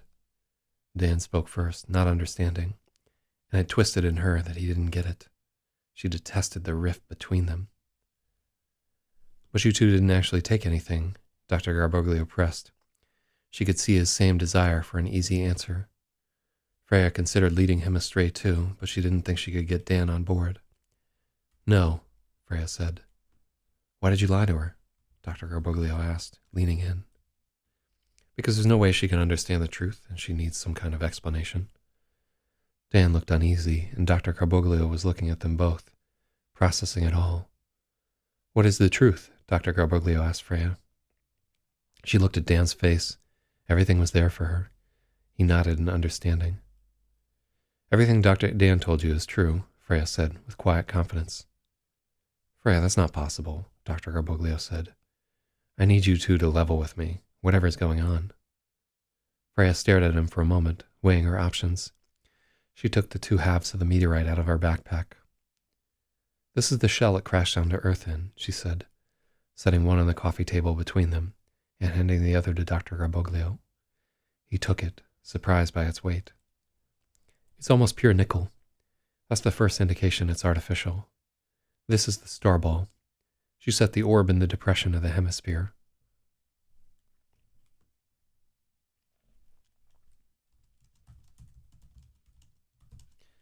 She set the orb in the depression at the center of the hemisphere. It fit perfectly. Dr. Garboglio moved forward with the other half of the shell.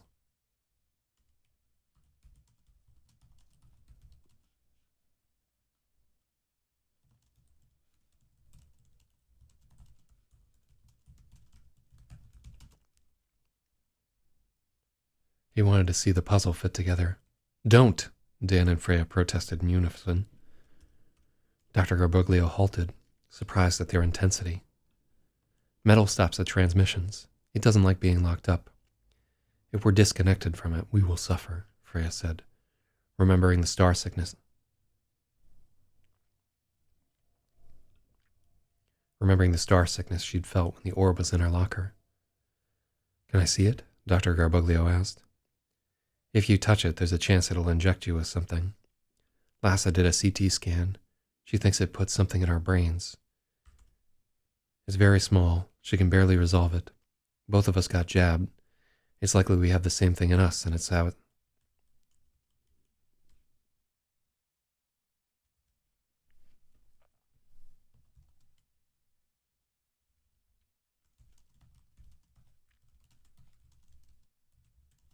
I think that's how it does this.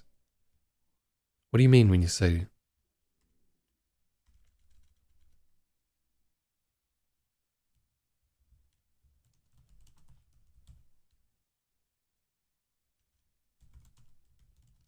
What do you mean when you say doing this? Did you tell him about Unity? Freya asked Dan.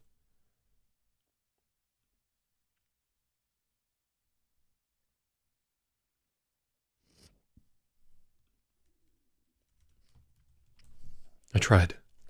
He couldn't really understand. I might not have done the greatest job explaining it. What do you think it is, Freya? Dr. Garbuglio asked. In his voice, she could tell he didn't believe her. He was only playing along. It's telepathy, direct mind-to-mind contact. I think you need to experience it to really understand. It's like nothing else.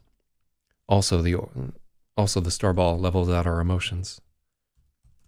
If we're getting suicidal or on the verge of a panic attack, it creates an aversion to keep us from showing it to others. Do you feel that aversion now? No, it's been acting differently lately. It warned us last night about Malcolm. That was the first real direct contact I've felt. Everything else has been subtle nudges. The warning was unmistakable. What happened there? Quickly, Freya told him about the attack, about Lassa, Lynn Harris, Eden Curnew, and Agent Sentinelli. Dan's expression grew heavy as she described the encounter with the two agents. Oh shit, he muttered. That's most of it. I don't know what to do, Freya said when it was all laid out. Well, Dr. Garbuglio said, drumming his fingertips on the side of his cheek. That's understandable. You're taking all of this very well. Now I want to ask you something. Can you prove any of this, beyond just the orb in the shell? It's not that I don't believe you, it's just that this is a lot to take on.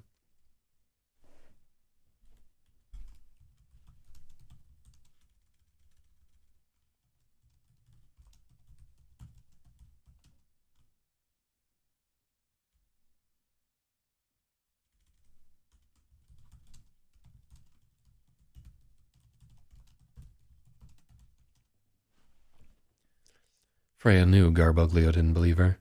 She took out her phone and found the gallery of pictures she'd taken on the microscope at Grayson, along with her pictures of the orb with the readout from the scale. That's the weight. It's very heavy for its size. There has to be a dense, heavy core in there. Look at the surface here. Sorry, I couldn't quite hear you. Could you please repeat what... How's this thing fucking trigger? I'm muting you. Cocksucking bot. That's the weight. It's very heavy for its size. There has to be a dense, heavy core in there. Look at the surface here under 400x magnification. Nothing we make on Earth looks like that. I can show you comparison shots of electronics we make at that scale. The difference is very apparent. Our manufacturing processes are nothing like it. It's not a natural formation. Crystals look very different, too. I'm certain it's alien.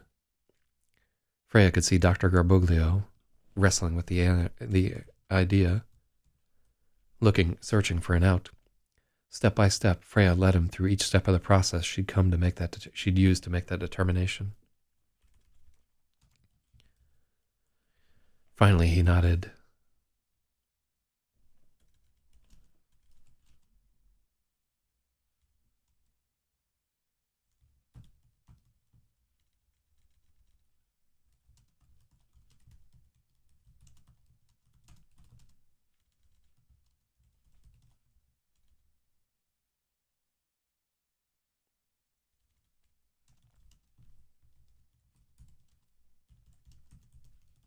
Okay. Not convinced, just curious. Okay, there's definitely something going on here. What does your mother think about this? She agrees it's alien and we should keep it a secret. But she's also infected, right? Dr. Garbuglio asked. Freya frowned at his word choice. Yes, I understand we may be enthralled to the Starball.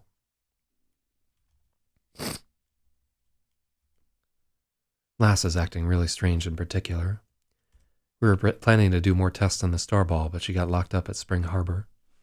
What's the status on that? She's supposed to be released tomorrow. Santinelli is going to interview her. I get the feeling they may take her into custody. Garbuglio's eyes were fixed on the Starball. Tell me more about this Unity. What's it like? The dam burst, and they had to fight from keeping from.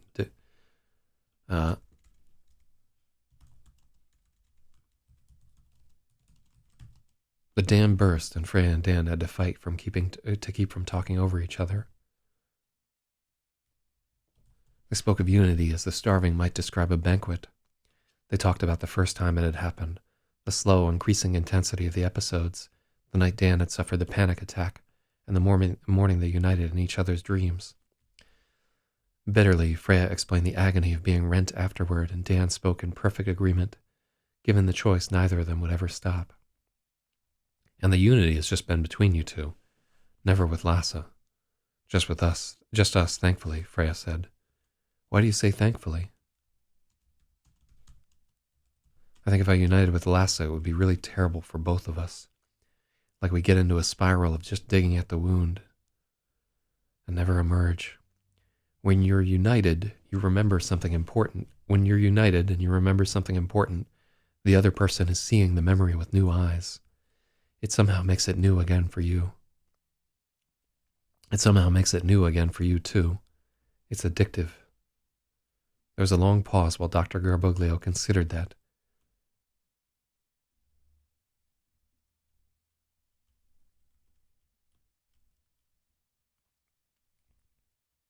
I see, he said, and they could both see he was bursting with questions.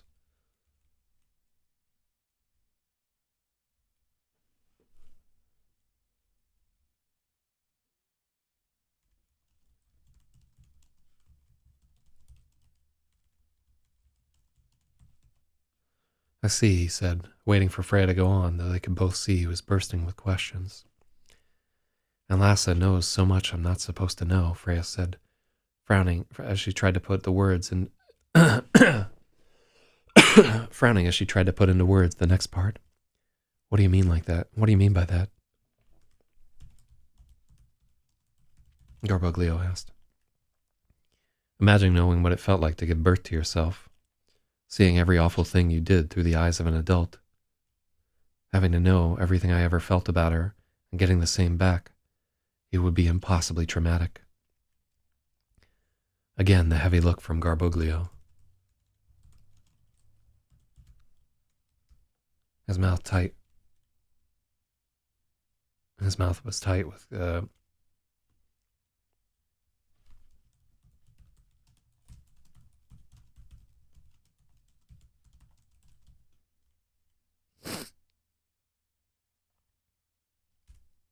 He nodded gravely. I think that's a very intelligent appraisal. Is there a part of you that wants these things also? Absolutely. How could I not? It's all forbidden, all things you're not supposed to know. I know it would hurt so bad. I know it would drive me insane. But the serpent is always there, always whispering. She wouldn't use serpent. Garbuglio motioned to Dan, inviting his input. I've had the same thoughts about my mother, about seeing Angela again, about a whole lot of people being united. Freya and I are more together than we are apart.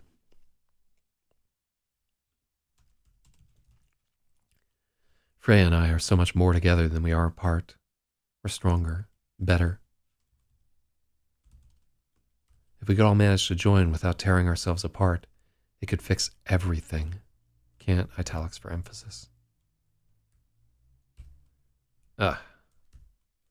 Everything. Wait, what's... Okay, cool.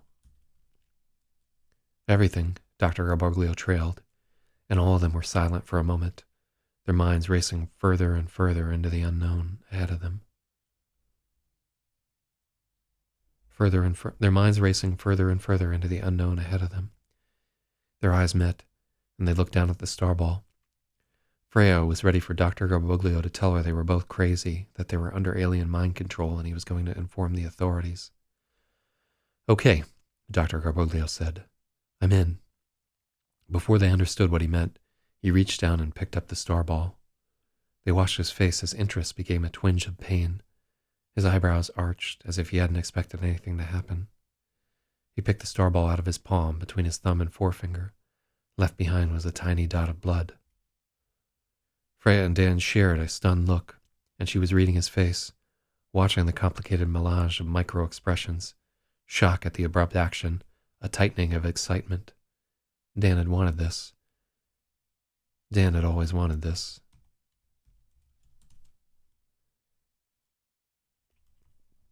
He desired a greater unity, while Freya wanted to hoard it for herself. There was a descending sense of betrayal. She drew back. I don't think I can use descending there. There was a sense of betrayal. She drew back with suspicion. Had Dan planned this? Was this why he told his mother everything? No, Dan trailed, understanding her train of thought as clearly as if she were shouting it. No, I wouldn't, he protested. Garboglio's eyes were leaping from Freya to Dan, not understanding. Freya hid her face in her hands, shutting her eyes tightly, blocking them out. When she opened them again, they were both staring at her, concerned.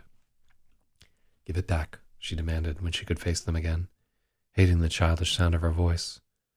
Dr. Garboglio returned the starball to her. I had to do it before I lost my nerve, Dr. Garboglio explained, a ripple running through the voice that was normally so smooth and controlled. You should have asked, Freya hissed. Through Dan's eyes, she was watching herself clutch the starball to her chest, like Gollum clinging to his precious. She could feel his concern, his struggle to understand her fierce reaction. Their eyes met as they heard the distant singing that heralded unity, the flanging warble as their ears slipped into phase. Dan reached out and took her hand, their pulses beating in tune, and they took a deep breath together. At last. Freya let go of everything, knowing denial was useless. She saw her selfish desires to keep unity for them alone, to close off the world, a shell around them like the halves of the meteorite. Only us. She was the one who'd found the starball. She was the one who nearly died for it, who'd carried it always.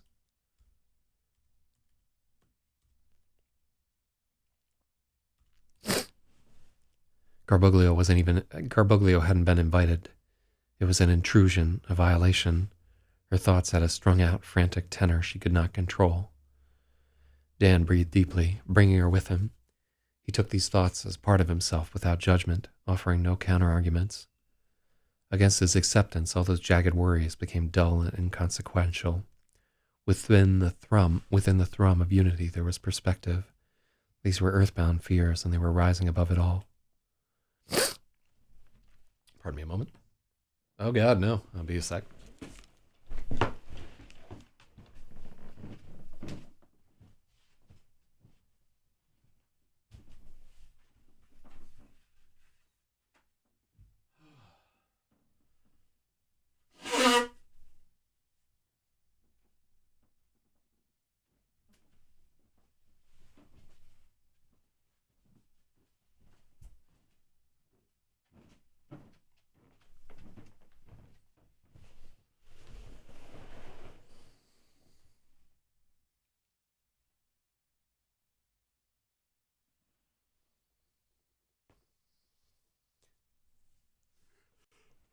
Oh God.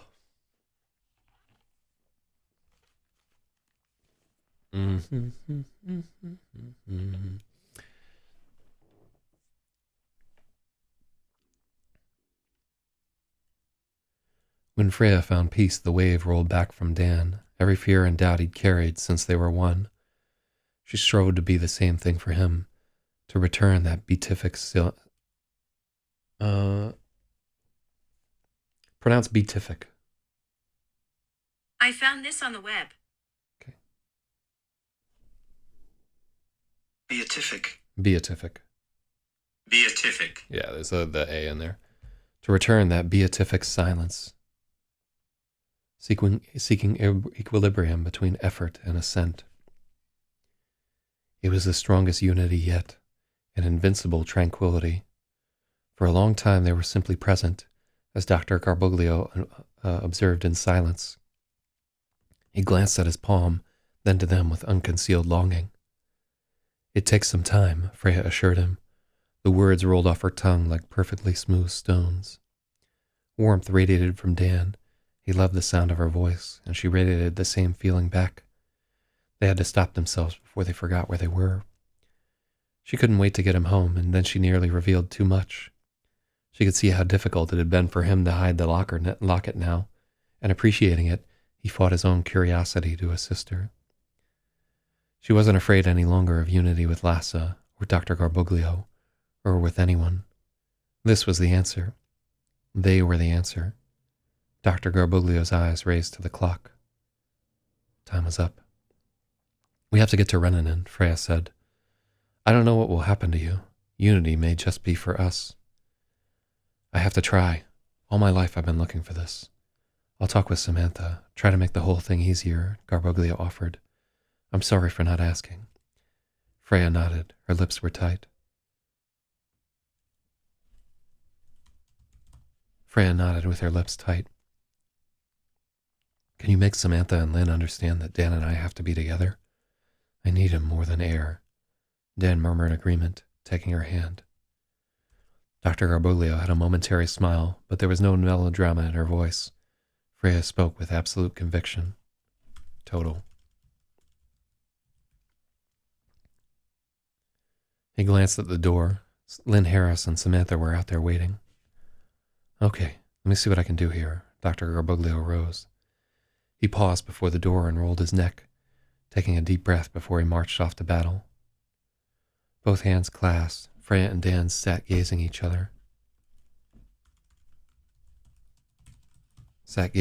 other. Fingers of ascension rippling over them, tugging them higher. At last, they said. Cool.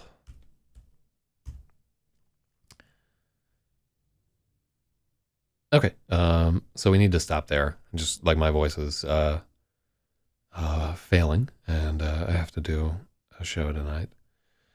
But yeah, so we're getting into what I think is like the very loose end of the book.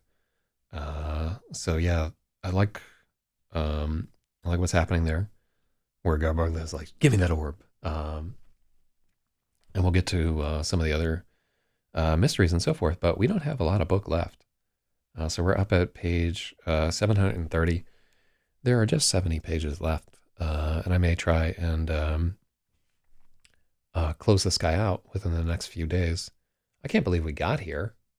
Yeah, we're really moving relatively quickly, and I haven't seen like a lot of problems with these scenes. But also there's some of like that hastiness. This is something where I anticipate that when we bring in a real editor, they may find, because as you get towards the end of something, there's like this. It's difficult to keep from kind of accelerating because you want to get to the end of it there, and this isn't a race. I do wonder if we've been editing too quickly the last couple of days, but we'll have to see. All right, so thank you all for being a part of this thing, and I must vanish to fight for black rights in outer space.